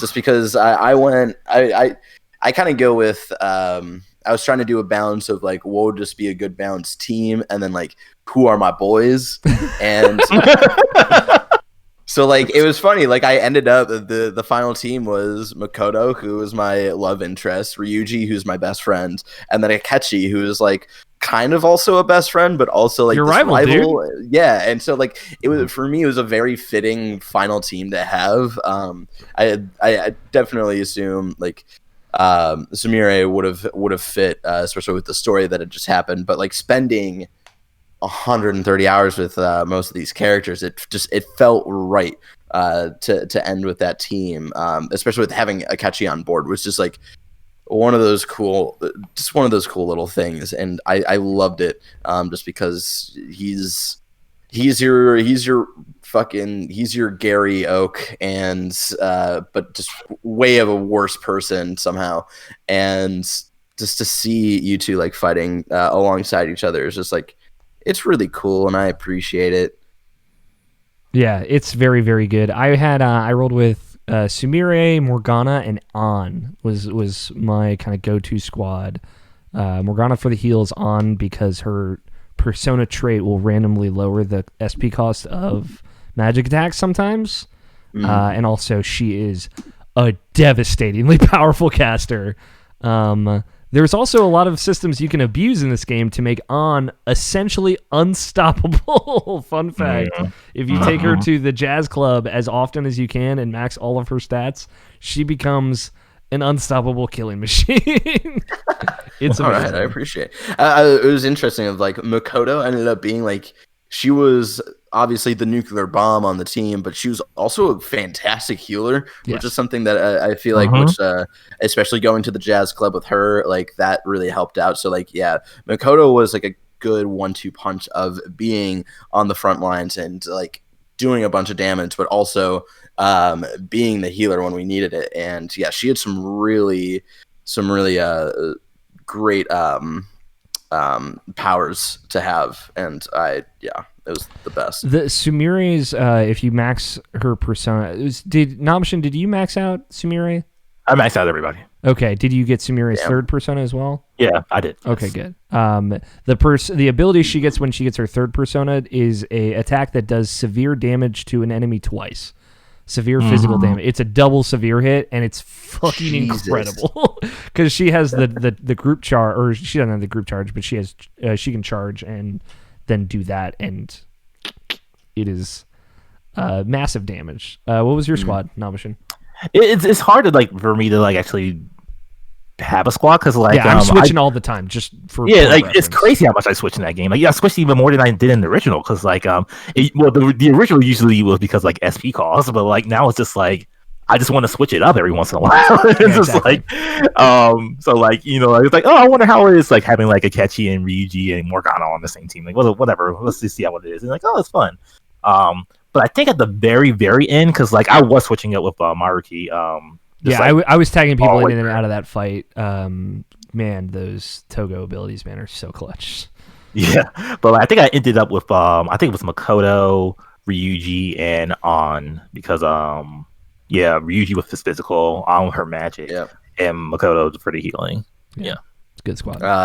Shout out, like, I know this was available in the first game, and I didn't know it was available in the first game, like in the base game, until like after I beat it, and then Goldfrog told me about it. And I was like, damn it, I should have hung out with that person. But shout out to Hifumi, man. Like, Hifumi's the best, dude. And like, it was one of those things. Like, shout out to like what she lets you do of switching out characters, which was so needed a lot of the times and so helpful. But also just like very close to maybe letting Makoto go, and maybe Hifumi's the other one that I would say. And it was also terrifying where both Makoto and Hifumi meet at one point, and I was like, oh god, no. So good. I don't think I can handle this. At the bookstore, man, you got to be careful. It's worth it. We should talk a little bit about, there's a lot of rewritten dialogue in this game. I personally felt that Haru benefited from a lot of the scenes that they changed with her a lot. I like Haru a lot. She gets the short end of the stick from a lot of people. And the thing is, like, I really like her confidant link. I think she is just the thing that Haru needs more than anything when you meet her is like a friend who is supportive. Like, she just doesn't have anyone like that in her life, and I love that you get to be that for her. That is something I aspire to be in all of my relationships, right? Like, so just like at the end there where she's like trying to be in this business meeting and you're just there with her, you're just like, deep breath, like, you got that. Like, she just needs somebody that can encourage her, and I think that's just such a sweet relationship you have with her. Yeah, it's a weird thing of Haru, and it's like I think this is what most people don't like connect with her for whatever reason, but like it's more of like it's a perspective thing. It's just like because like you see this girl who's like had like a fucking awful father, like the worst father I can like possibly imagine, just like pretty much giving away his daughter. And like this is all she's known, and like she's trying to like overcome it, but like she just hasn't had anyone to like really support her ever for this like type of stuff, and that's like essentially who you are as a person. And like you said, Alex, is like I just think she's a person who needs that support, and like it's weird, like with Haru in general, people are just like, oh, just suck it up type of thing, but like like she just doesn't know how, and at least that's how I feel about her. She's like never been around people long enough to figure that out, I think. My frustration with Haru, specifically her story, and I don't feel like it's that improved upon in this, is just that like Kumra's palace should have been really focused on her, but at the same time we were getting this like feud between Morgana and Ryuji, which is honestly like my least favorite part of the game. And it's like I forget, like someone was either like tweeting about it or something. It was just like, and it's such a good call out of like every kind of final boss encounter, right? Like the main new character of the protagonist has like a moment where they like have to face things. And they like face who they've been dealing with or putting up with and all that stuff. And like we had it with both Anna and Ryuji with Kamoshida. We had it with Makoto and Kaneshiro kind of like representing the expectations of adulthood. We had it with Yusuke, and then with the frustrating thing with Haru, and I think this is just like, I don't think Haru starts off on the right foot, but then once you go down her confidant rank, I do fall in love with her as a character. Like, I think she's great, and I do also love being there with her, but like she doesn't get that moment with her dad. Yeah. Morgana gets that moment with her dad, and it's just I think it was just like a bad call, and like I think because of that, Haru gets like kind of the unfair short end of the stick from a lot of people.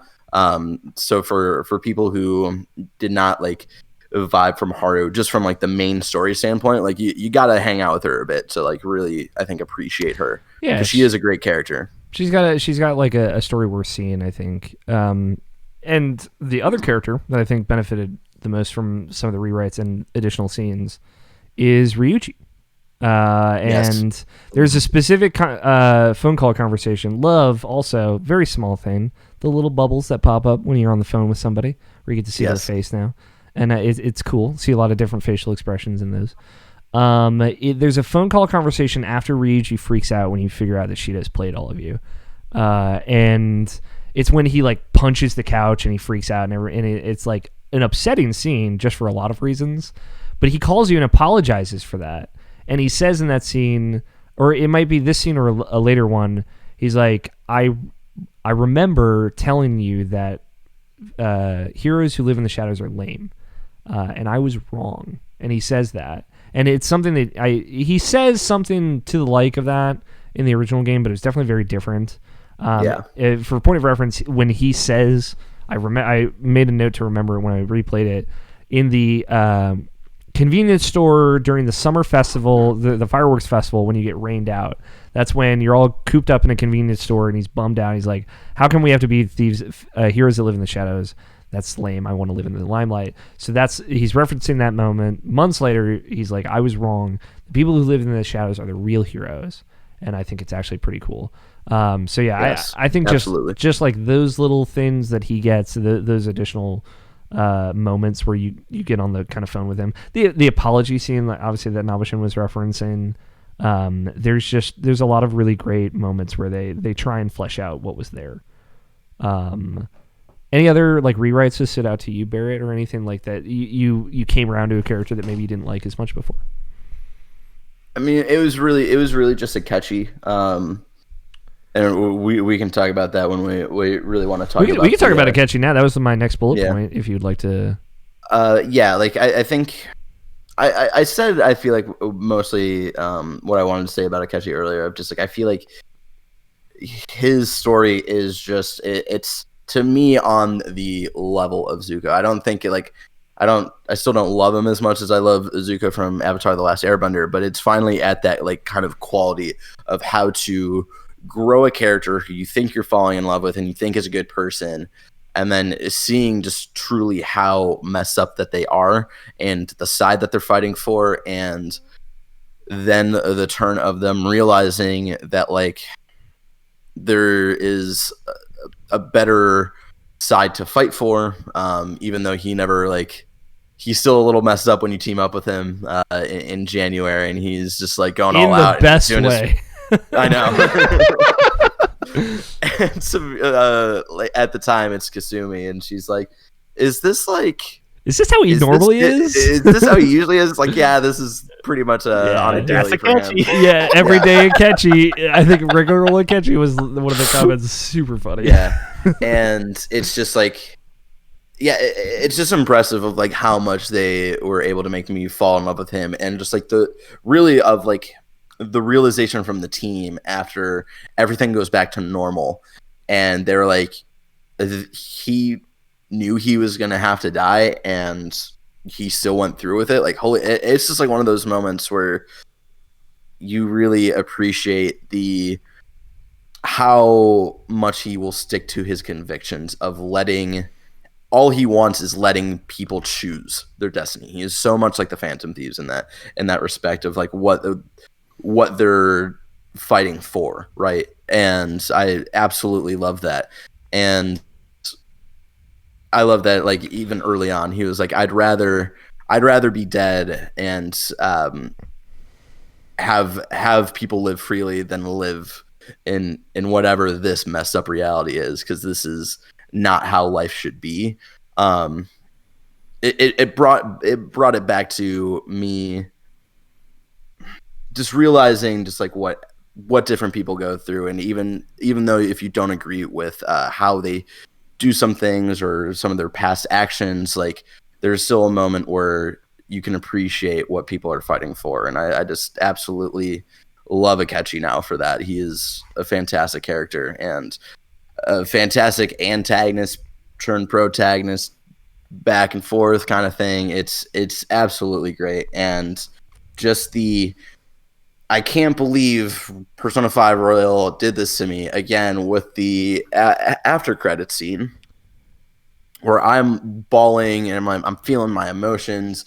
Akechi is like kind of like thinking about Akechi in the back of my head, and just the tease. And I cannot believe I gasped out loud at 2:30 in the morning with just the little like, oh my God, he's alive. And it's just one of those things, and it's not fair because, like, I don't know if they're ever going to follow that up. From what I understand, each Persona game is a different story. So it's just like, why are you going to do that to me? Why to me now? We could be living in an era of Persona 5 spinoffs that we're about to embark on. So, like, just keep that in mind. Yeah, yeah. Persona 4 got a lot of spinoffs. They got 2 fighting games, all right?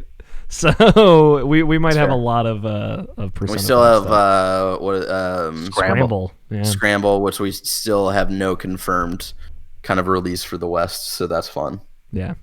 I don't know. Just if they bring it over here, add Samira into it. Well, anyway, Akechi, I love him now. He's the best. And then the other rewrites, we've kind of hinted at them that they did what they could with the scenes with the older gay gentleman. Mm-hmm. The drag queens is what they're the drag queens. Yes. I think absolutely better than the original. Yes. And yeah. It was the best they could do with what they had. But lame. It was still 100%. Lame, and I don't think that's on the localization. The localization. I think I honestly think they wanted to do more, and I think this is all Atlas would let them do, which is unfortunate. And you know, it's hard to say sometimes, but we got to call Atlas out on their bullshit. Even though this is my favorite game of all time, it sucks and it's shitty, right? It's just one of those things. If you're gonna make kind of like generic whatever characters like that, like it's just maybe just don't put them in, you know? Yeah, maybe just don't. Yeah, or maybe let Joker date anybody he wants, you know? Yeah. And let me kiss Yusuke because it's all I've ever wanted to do. I can date adults, but I can't date a boy. Whatever. Yeah. It's frustrating. I think they did what they could to make it a little less cringe. Mm-hmm.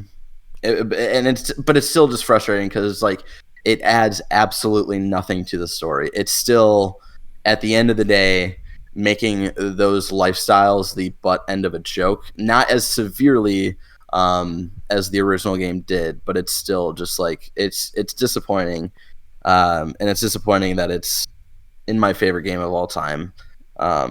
And so it's just but again, I think localization did as much as they were allowed to do. Yeah, I said they did the best they could do with what they had. Yeah. And I talked about it on Twitter too. I think it's just lame. It's not like horrible, but it's lame and it's bad and it shouldn't be there. It's a black eye to something that's like near perfection. Yeah, and I would love to imagine a world in where like Persona as a franchise, like so much about like a thing that really stood out to me, like thinking more about Persona lately than I ever have, of like one of the things that I love about the franchise is that it does really entrench you in Japanese culture, right? Like you are saying senpai and chan and like san, like all these things, the honorifics, you're knowing them, you're familiarizing themselves, and like takoyaki and all these like little different treats and stuff that you're learning about. Like you are moreover than most Japanese role-playing games really role-playing what it's like to be in Japan.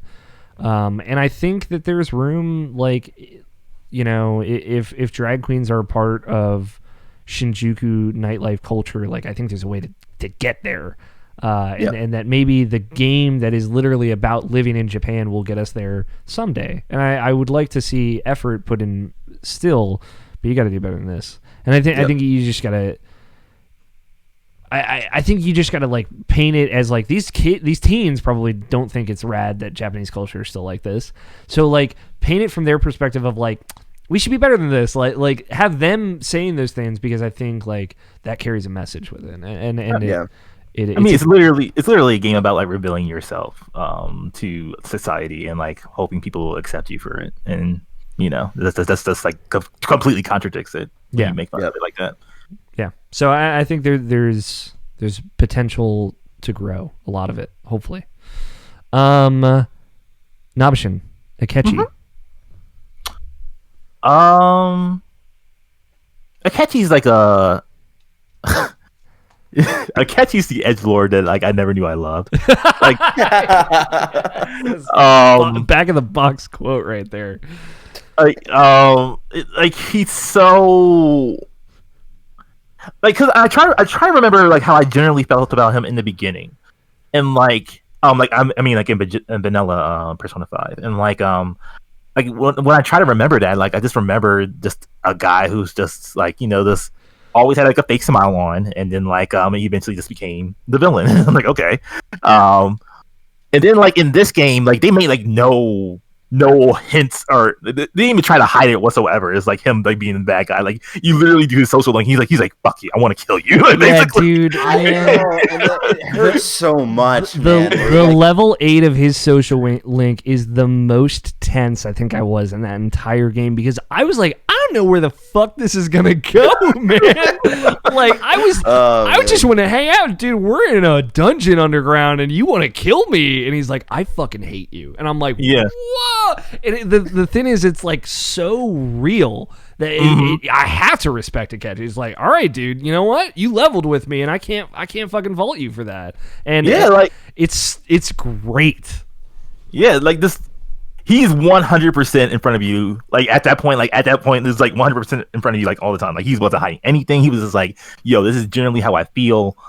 And like at the same time, though, like you just sense the level of respect at the same time, where it's like I'm not holding back. Like, he wouldn't tell you that if he didn't respect you, which is the thing, and that's how he thinks. And it's like, man, okay, but just also you being able to kind of challenge him with your intuitiveness and your inquisitiveness of like recognizing that he wasn't using his dominant hand against you playing pool, and like being able to call him out, like giving the protagonist a little bit more of like, hey, like I know this is bullshit, like be real with me. And like I like that your character fills this kind of role that these other people need to have.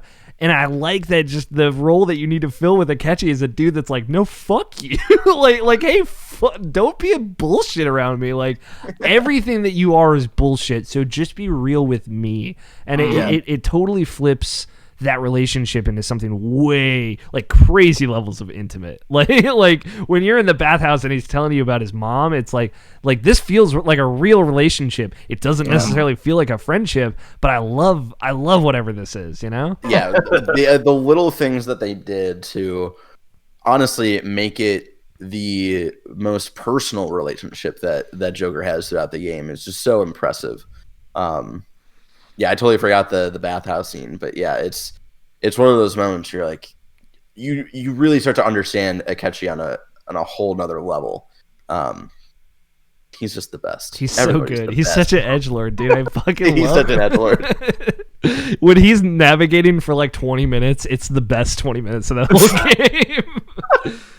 It's like, why don't you just kill him, Joker? Are you holding back? It's like, all right, dude, we just got here. Like, come on. Let's chill. Those are, I think, all the big things. We talked about Maruki. Maruki's very good. His dungeon was my favorite as well. I told you that when you were going into it, Barrett, of like, the last dungeon's my favorite. I don't know, what was your favorite dungeon before Nabeshin, and did you have a new one now?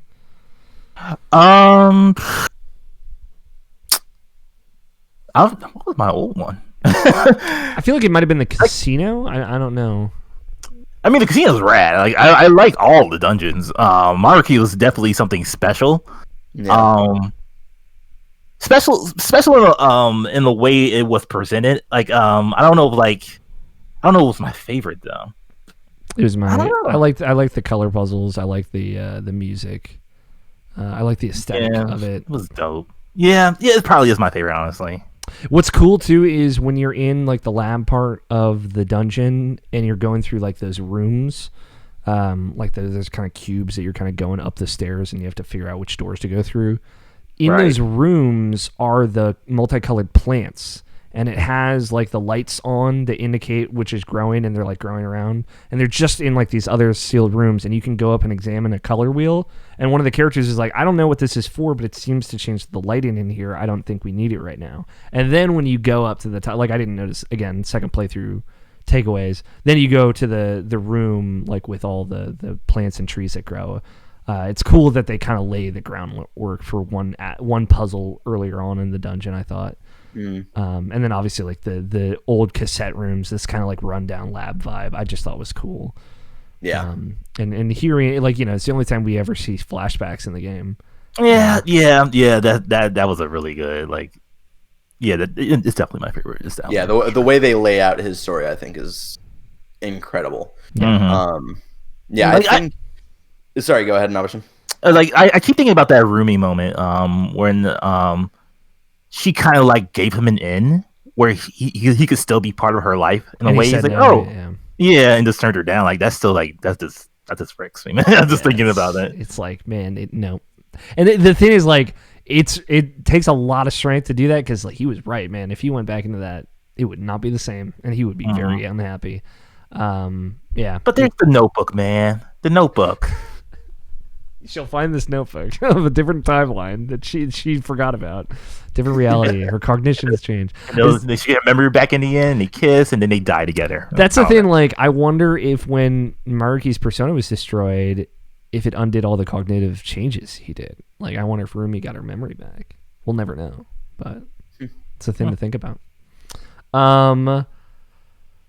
Did I asked Barrett this a little bit? You had to step out for a second, Nabeshin. Did Royal change your perspective on any characters? Like, did you ended up liking characters more, or disliking characters more? We talked about what's his face? Akechi? No, the blue haired kid. Mishima? Yusuke? And how he's kind of lame.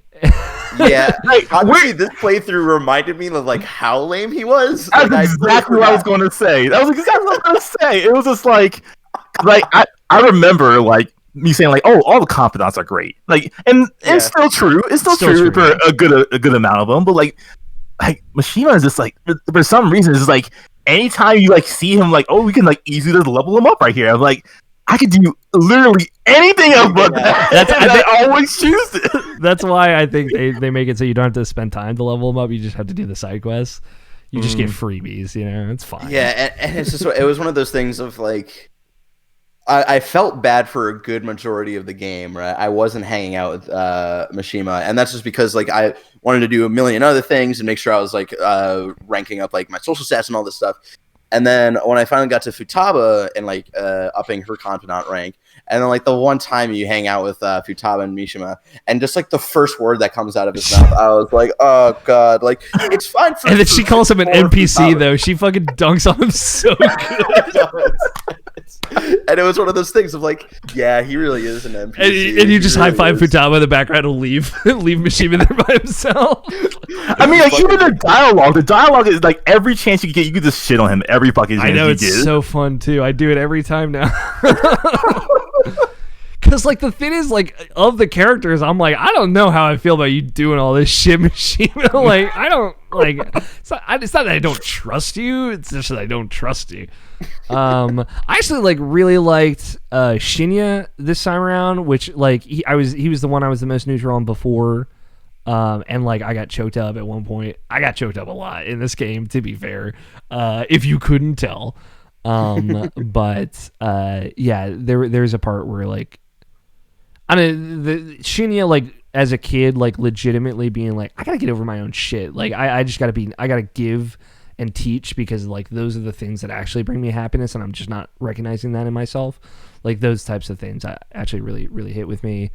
And I'm trying to think other characters there, like I like if I could romance a different character at this point outside of Futaba and Sumire, it would honestly be On. I really love On. I think just where her story goes, how she is to you as a friend, how she always like in that way that you're like very close friends are like, no, best friend. She's like, you know, she's like, I'm your best friend. Like I love that. she's the best. And again, her like new scene that you get with her is great. And very emotional for me. Any other feelings change from any other characters? We're getting toward the end here. I want to know, and you know, obviously Royal's great. If you're gonna play this game. I love it. It's for me. It's essentially perfect, right? And I want to know, where do they go from here, man? It's that time. Like when we played Persona 5, I wasn't ready to talk about Persona 6. When we played Persona 5 Royal, I'm at least ready to enter it into the conversation. Before we get to that, the last thing I just want to shout out is Royal's final cutscene, because that was what I was most worried about, was because like Persona 5 ending that with that cutscene and you driving away with all your friends, and even though you have to let go, there's still hope of like these characters coming back together and being able to see them every once in a while, and for knowing that these characters aren't truly saying goodbye to each other. It's a very bittersweet ending. And I was really worried how much that was going to change, and I can't believe that they nailed it in such a way of the one disappointing thing is that like you still don't get to do the drive with them. Yeah, you don't get to ride off into the sunset. Yeah. No, and that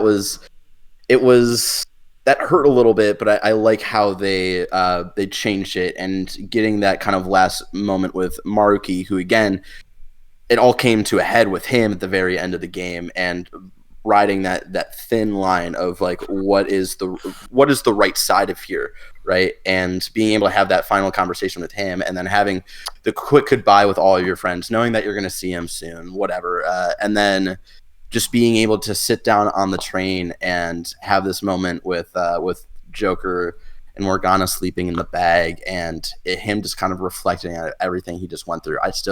It still just totally got me. And you talk about gasping about like seeing the cat, like seeing Maruki again for whatever reason. I don't know why. I just thought he was just gone, and just seeing like, I know. So hard. I didn't gasp, but it was like when he rolled down the window, I was like, all right, let's go. Like, here's my I was boy. surprised. Like, I love him so much, and I love that he's starting from the bottom, and he's gonna be the best damn taxi driver that anybody can be, and just like talk to people and learn stories from people and tell stories. I love that. It's such like a weird.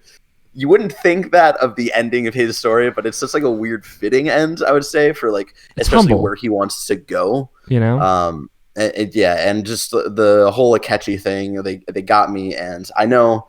And now transitioning into maybe what we want from Persona 6, it's just like I want more Akechi now, and I can't believe I'm saying that. I know they're not going to do it. I know whatever Persona 6 is, it's going to be a completely new cast of characters. Honestly, like,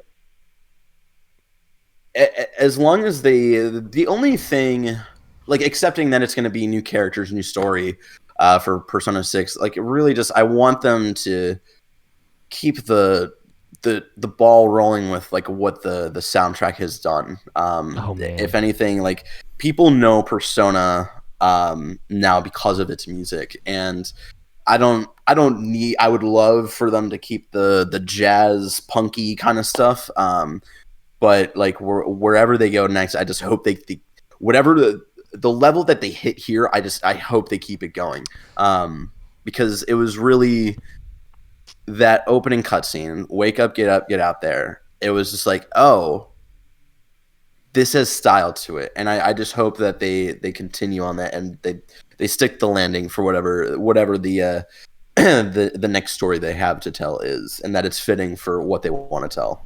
Luckily, you helped me think of other things to talk about after this, so don't worry. We got stuff to roll back to. Do you have anything off the top of your dome piece, Nabeshin? Where do we go from here with Persona 6?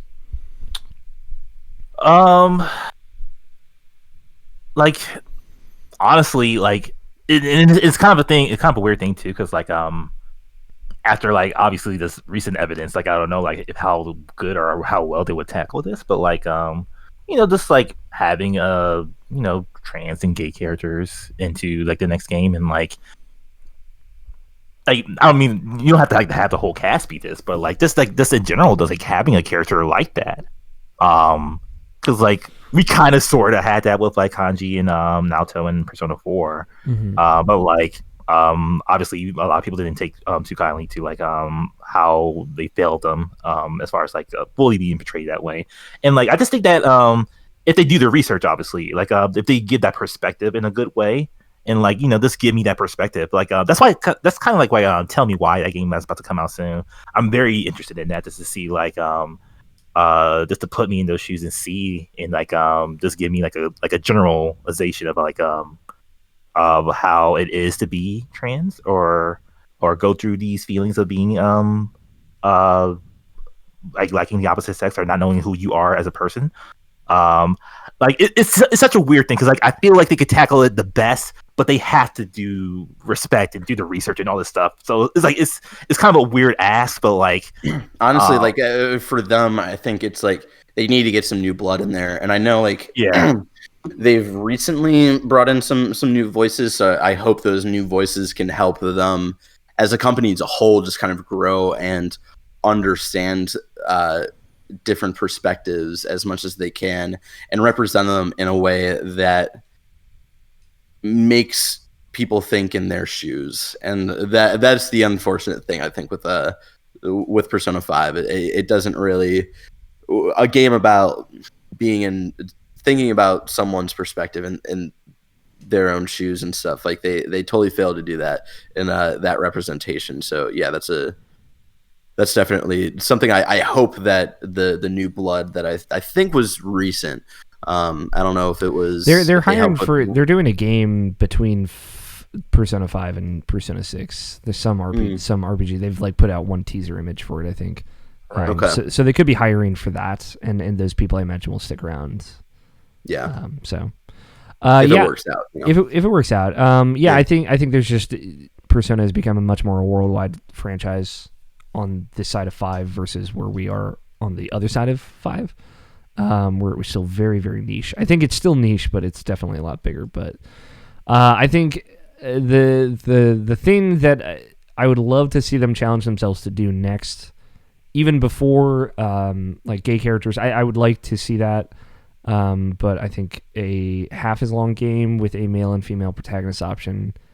I think they really got to do that, or else I think they have to do a dedicated female protagonist, because I would just love to see what that game is. And they've only done it once, and people love the female playthrough of Persona 3 Portable. And it's like, that's a very small version of a big game, but it's a small game in like comparison to 5. And I think it was a great place to experiment with that, but it's time to take that to like a really big story where a female is at the center of it, especially a story like this. I really think it's important, and I think giving the option is the next big thing I would like them to do first. And I think it's a good place to start to go to the places where you guys want to go. So, couple other things, last minute questions, and then we'll wrap up here. Or last minute comments. I really like the change they made to where the characters end up in Persona 5 Royal. It's very sad, like there's this big moment after the end of the game where they're like, hey man, Ryuji's like, I gotta tell you guys something, man. I'm leaving because I have to do this for me, man. Like I legit thought, like, was that in the original game? I don't remember this. And like, it's like I was just trying to remember. Like, I knew that like they were separating, but like, was it like this? And it's like, no, it wasn't. Like, they're actually like drifting apart. And I'm like, oh my god, this is it's a lot. It's a lot, and it's real, dude. Like this game gets so real, and it needed that. Like it really. It has to drive these characters apart so that they can grow and they can come back together. And hearing Haru and Makoto like, hey, we're gonna get like an apartment, together. We're gonna go to college. We're gonna go live our lives. Ryuji's gonna go somewhere where he can go to a facility to treat his ankle, like physical therapy. It's like.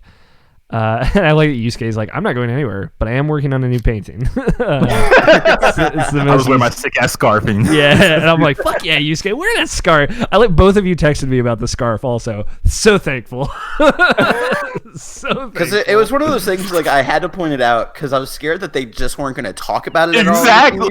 I was like, are we just going to let this happen? What is this man doing? And then Ryuji's like, what's going on? And he's like, oh, so dude. And it's like, I fucking love you, Yusuke. Never change. You're so weird. Yes, it's so great. But yeah, just like that, having a real conversation of like, hey man, like I gotta do this. Like Futaba's like, I gotta go to school. Like I want to. Her even just saying like, I want to do this so I can become a cognitive scientist like my mother. It's like, oh yeah, like you probably really give a shit about this. It's just the acceptance of they have to go live their lives now, and that's always kind of like it reminds me of like the TV show finales that are done right, and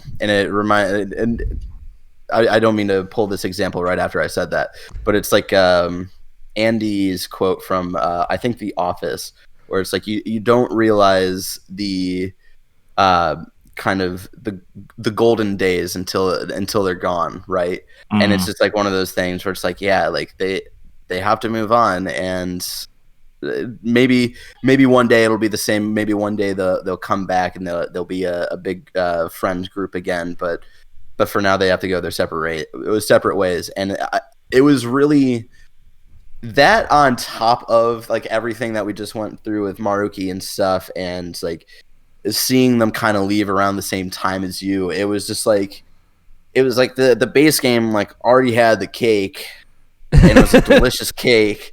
And then the stuff with Maruki, they're like, all right, here's the frosting. Here you go. Here's the frosting that really pulls the whole thing together.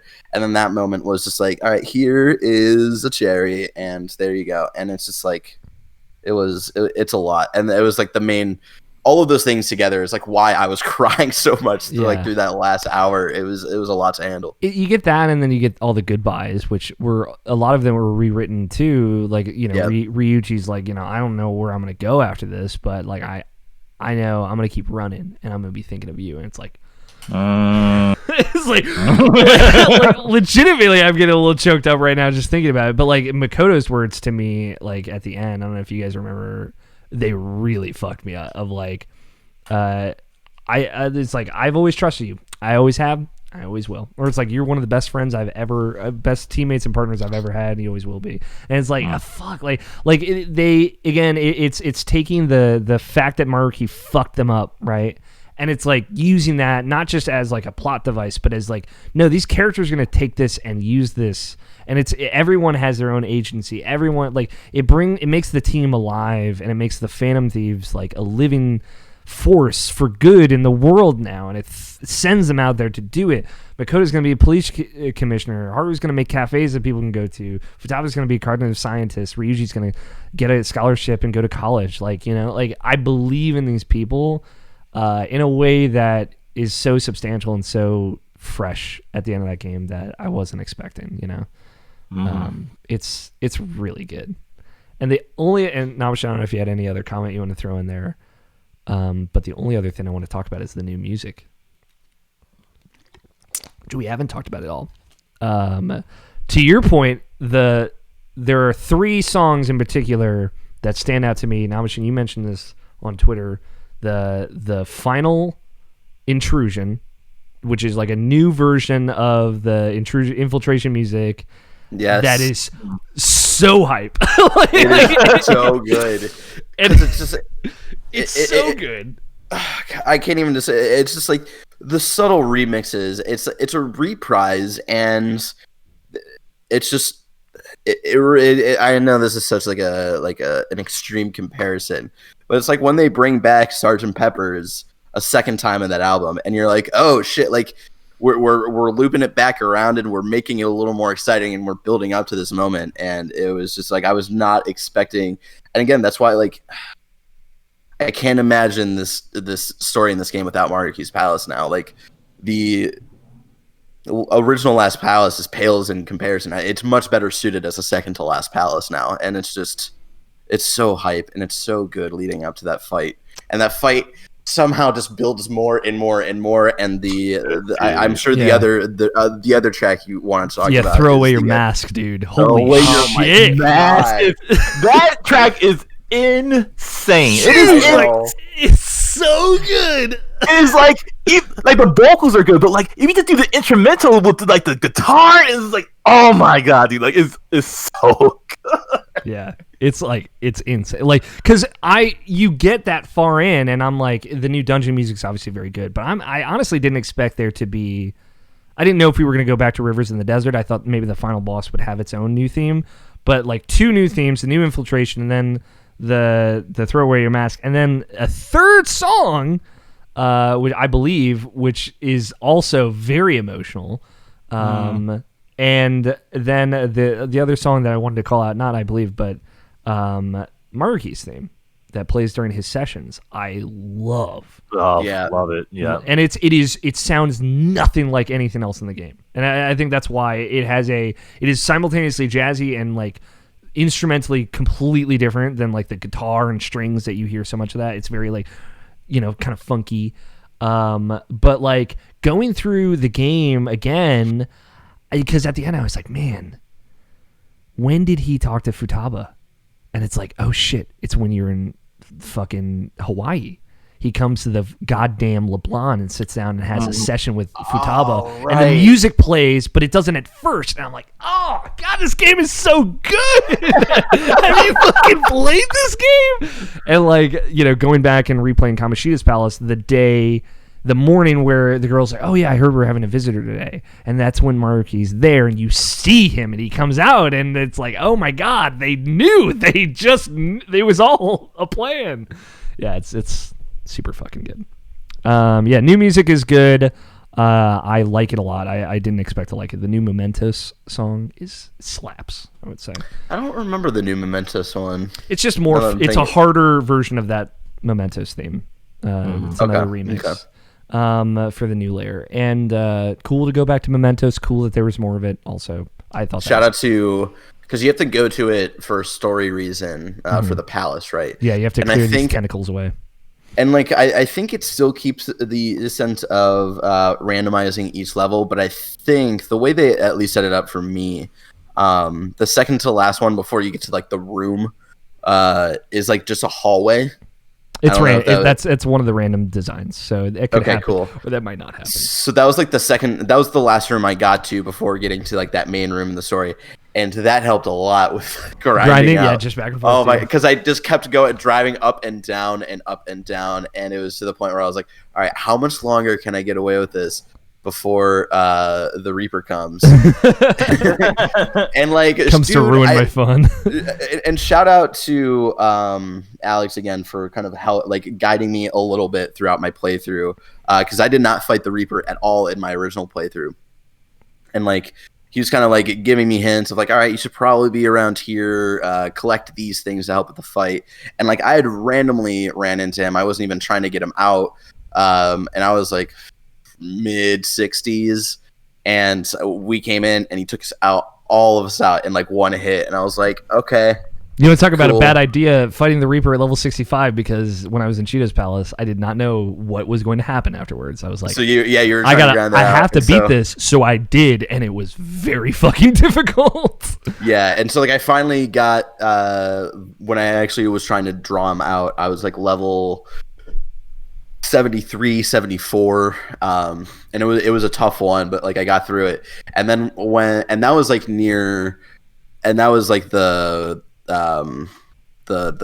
Mementos Palace that I finally got to him. And then going back to Mementos during the whole Maruki thing, I just like fucked him up twice, like 2 more times, and it was like, holy shit, I feel so powerful right now. This is so cool. Yeah. There's an in-game achievement for beating him 5 times, which is cool. Oh, nice. And then I was able to get the platinum on just one playthrough, and it was once I beat the Reaper, I was like, oh, we getting this platinum, because that was absolutely the hardest trophy. I saw it. That's the toughest one to get. Yeah, and it's fun. Like it's not a bad fight. So there's the Reaper fight's new. There's a Jose fight. I don't know if either of you guys ended up doing that. We have to fight our sweet summer child. I had no idea. Sweet summer child. So in Mementos, if you go to the last room in Memento, the lab room for Maruki's Palace, after you've collected all of the stickers, which I did, Jose is there, and you can fight him. It's a very cool fight. He does some really cool moves, and like unique to him, and he has his own, I think, all-out attack that he can do on you if he knocks you all down. He will tell you more about himself if you beat him. He'll answer 5 questions. Damn. Because I wanted to learn more about him, which are all very interesting. I don't like it, it's hard to get a takeaway. He is there because of someone that he knew that he doesn't want to tell you who they are, but it's a friend that he had, and it sounds like they might be dead now. And he's there to learn about people because of this friend. And I'm still racking my brain to figure out who it is, but it sounds like he comes from the Velvet Room. That's my best guess. He has the yellow eyes. He has the kind of look of him, and he references it's up to interpretation. Could be Margaret, could be Elizabeth, but it sounded like Elizabeth, which is one of the Velvet Room attendants.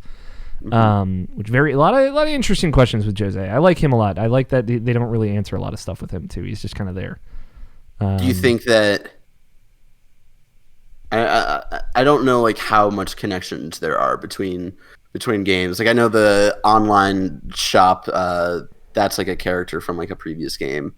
Tanaka. Which again, Barrett had not seen Tanaka's Shady Commodities at all before, so that was cool to send that to you. Yeah, that was cool to He's learn from Persona 3. around. He's the Devil Arcana social link in Persona 3. Gotcha.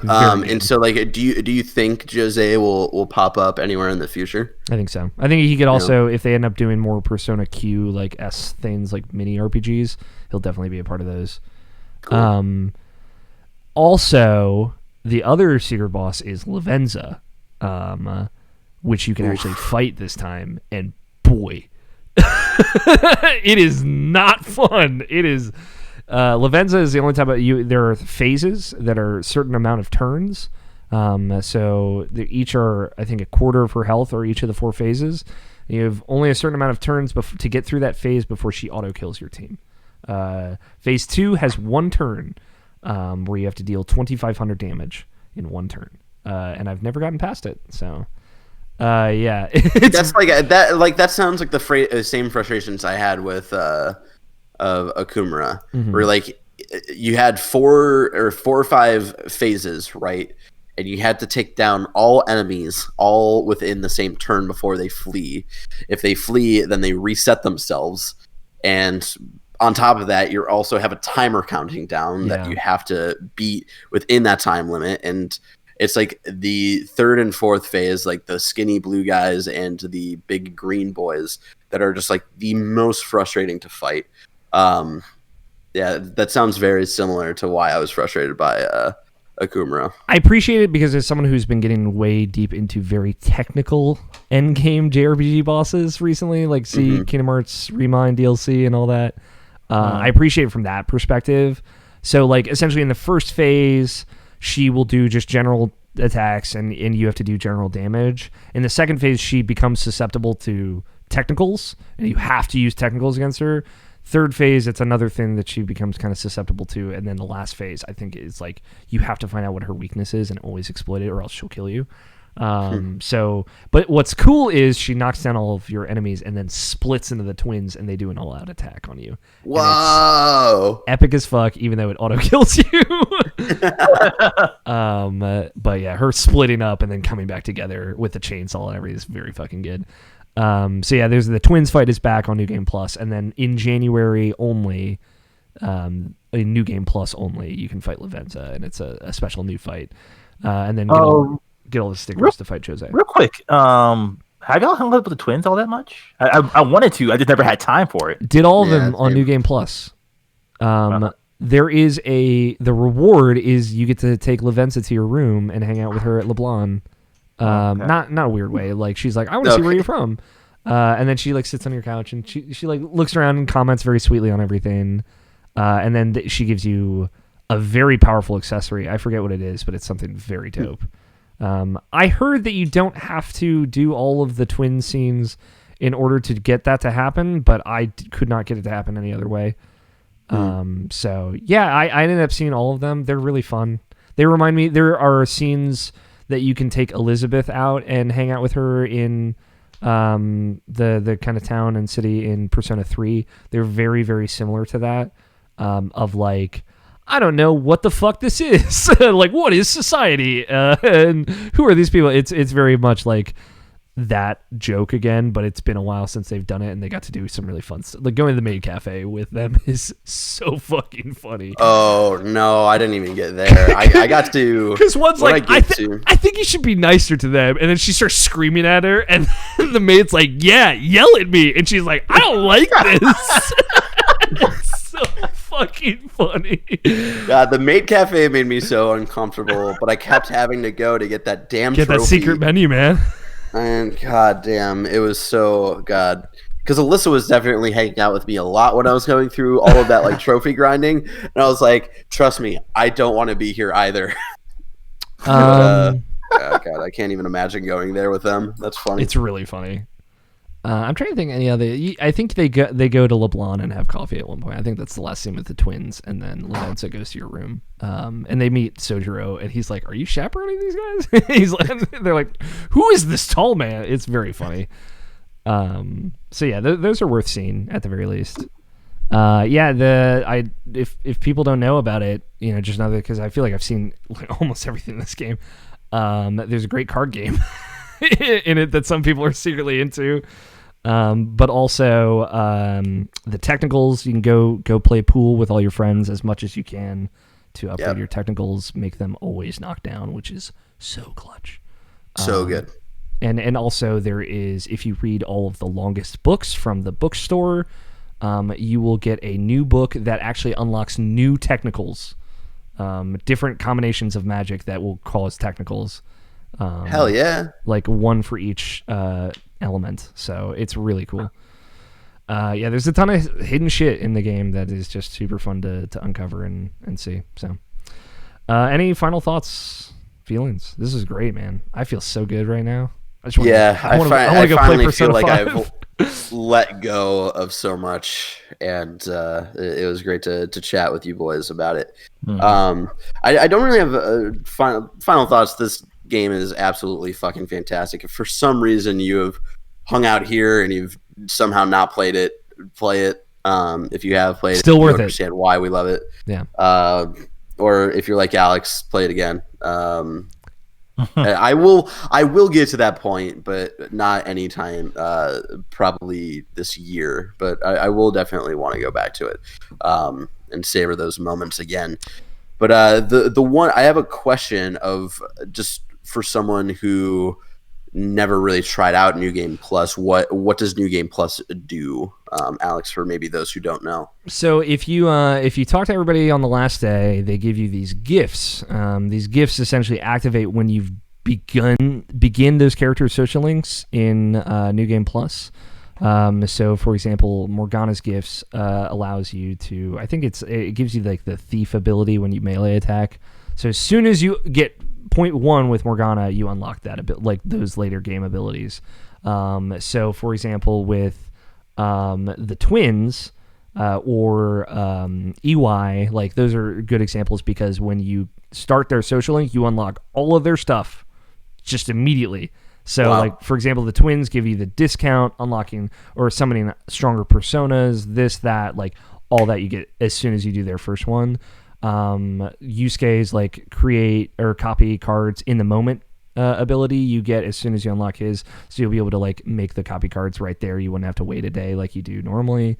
Tons and tons of really, really useful abilities. Way more is open in Persona 5 Royal's New Game Plus version. So like Shinya, EY, the twins, the moon, what's this? God, I can't even think of this.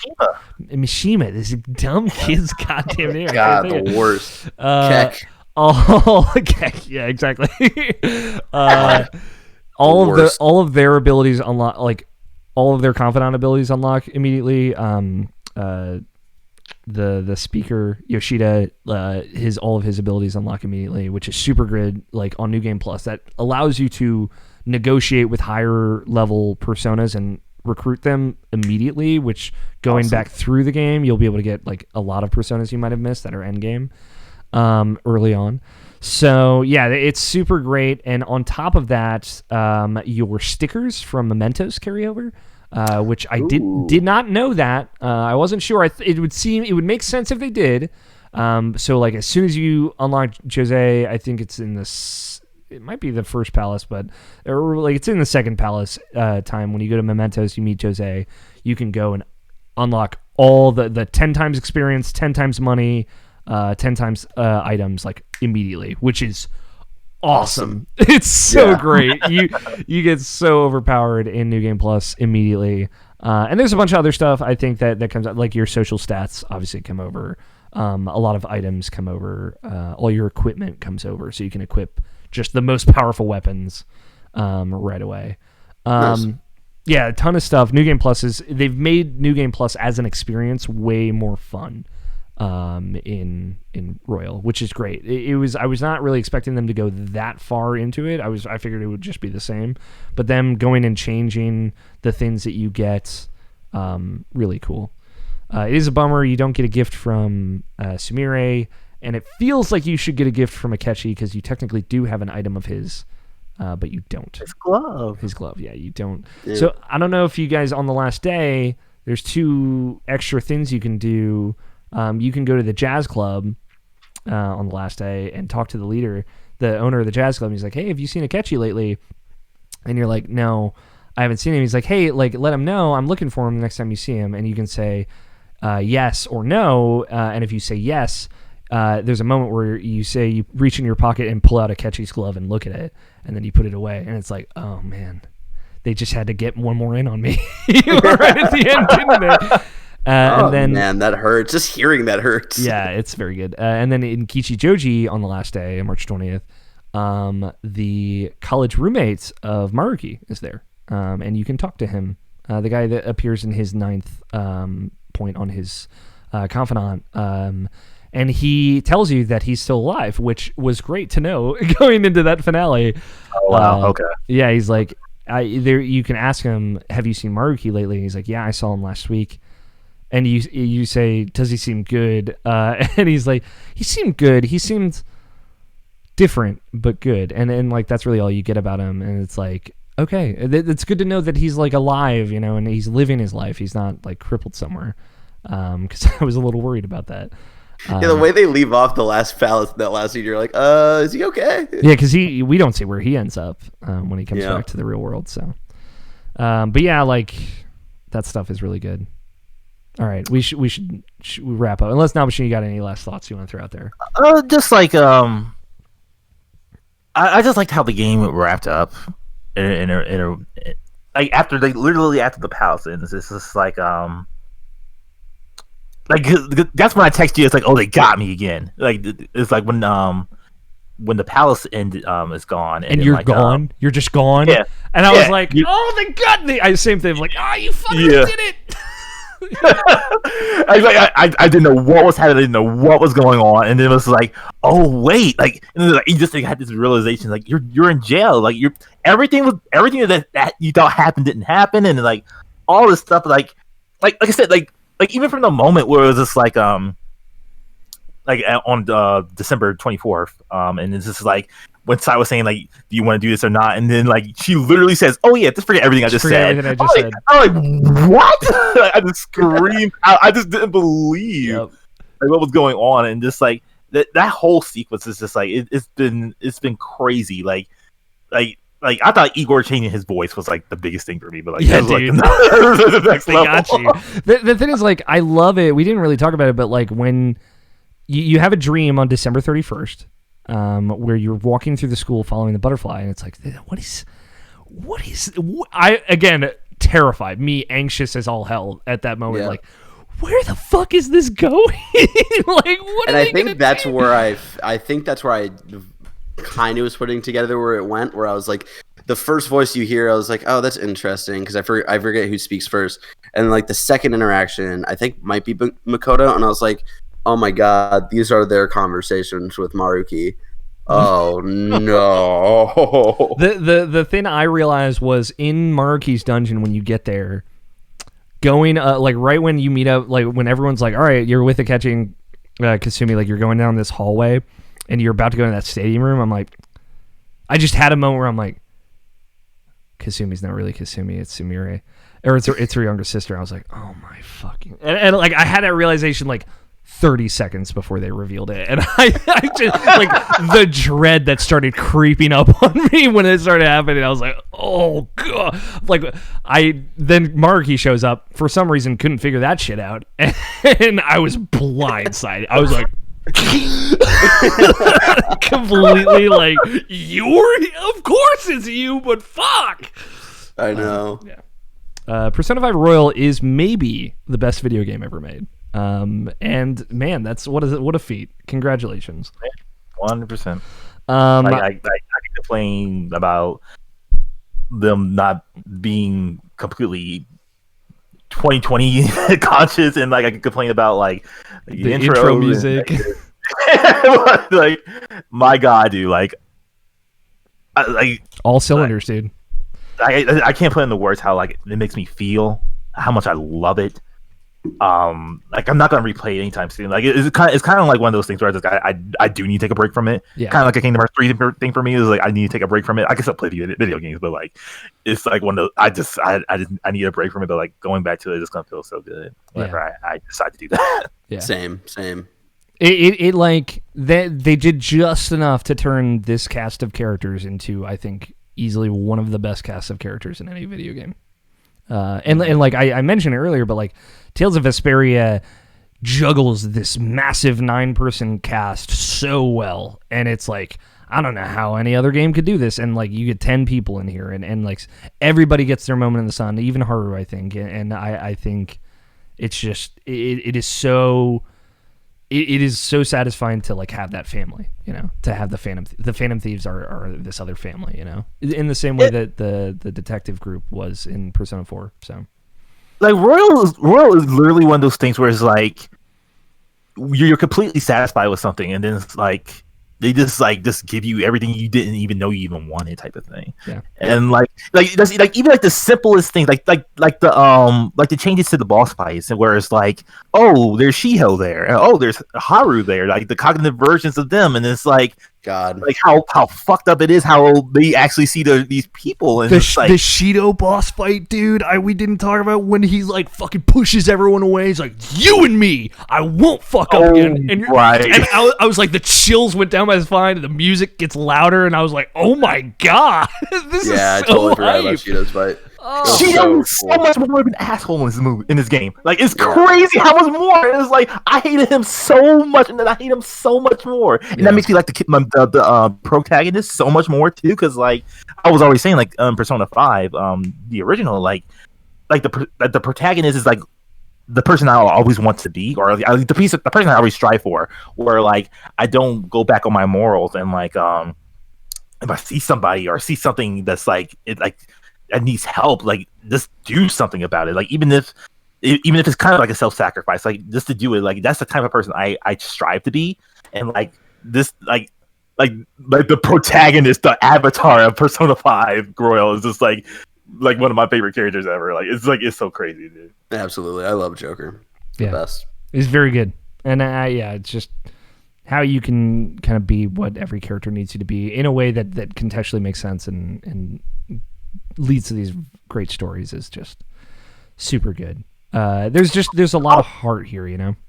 Real quick, what did you agree to Marquee shit? Like, what does that look like? That's probably there's an ending. I haven't watched it. I'm pretty sure there was like a bad ending as far as in the original as well. Yeah, I wanna experience that on my own. I haven't mustered up the courage to see it yet. But yeah, like shout out to Michael Hyam, who's another big Persona 5 fan from GameSpot, and he was kind of, without trying to spoil it too much, he was like, "Hey, there's a different decision you can make that's just as heartbreaking, but in a different way that you should check out." I was like, "Fuck, I don't know if I'm emotionally ready for that, but when I'm ready, I will do it. But I'm not going to enjoy it." The thing is, like, I think about that ending, and I, again, haven't seen it, but I've heard a little bit about it, is that all the characters grow apart, is the kind of trade-off, is like none of you are friends anymore, but everyone's happy.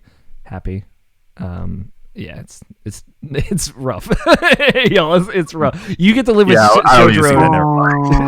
Yeah, you get to live with Sojiro, and you're happy, and Akechi's still alive, but it's really sad. That's like shooting Morton in the back, and then I don't need to see Yeah, exactly. Like, dude, it's fucked up, man. Like, I was already a mess with how it went.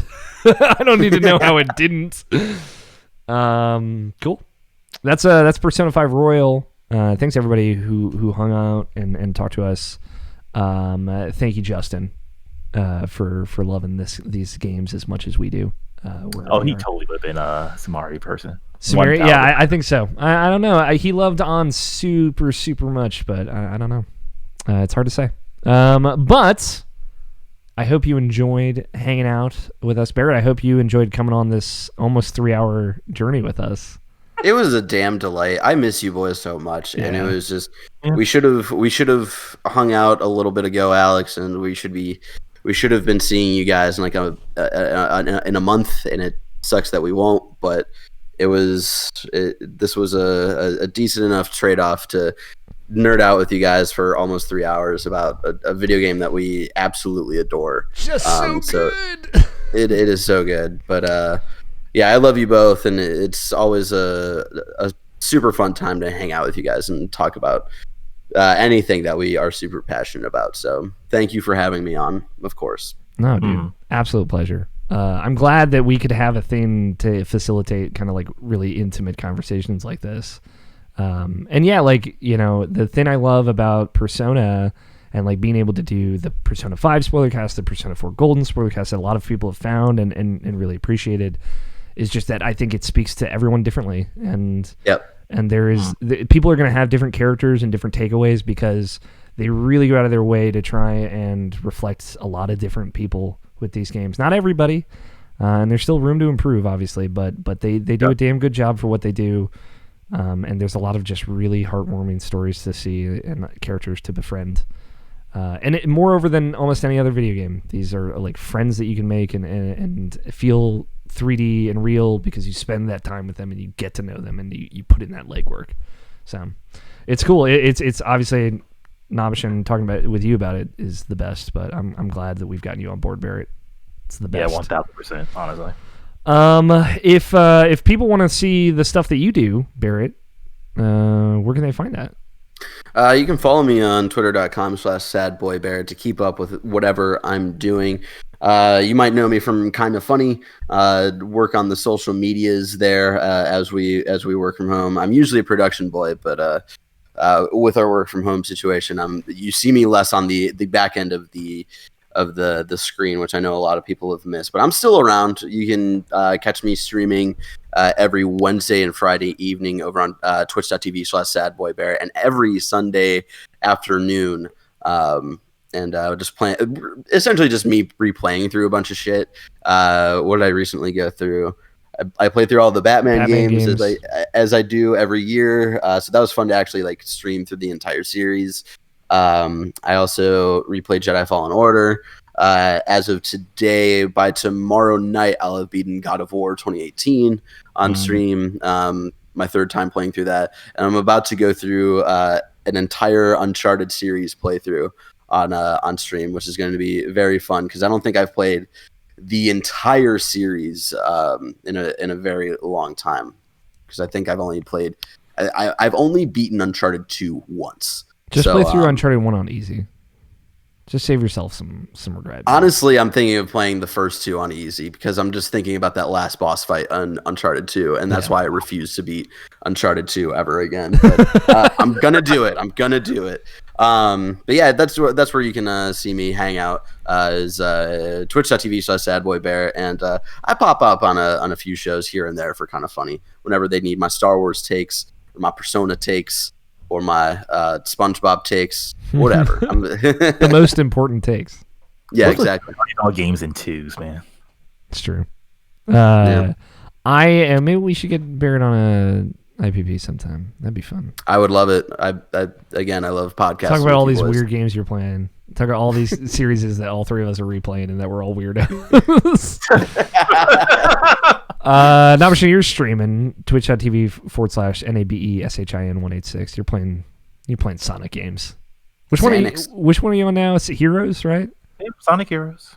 How good is that intro, dude?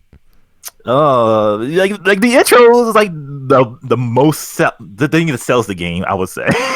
Everything else is just like Heroes. It's like like it's a competent game. It's a decent game, but like it's the stuff that's like fuck, man. Just like you're going through it. Like I guess I'm this is the suffering part of this.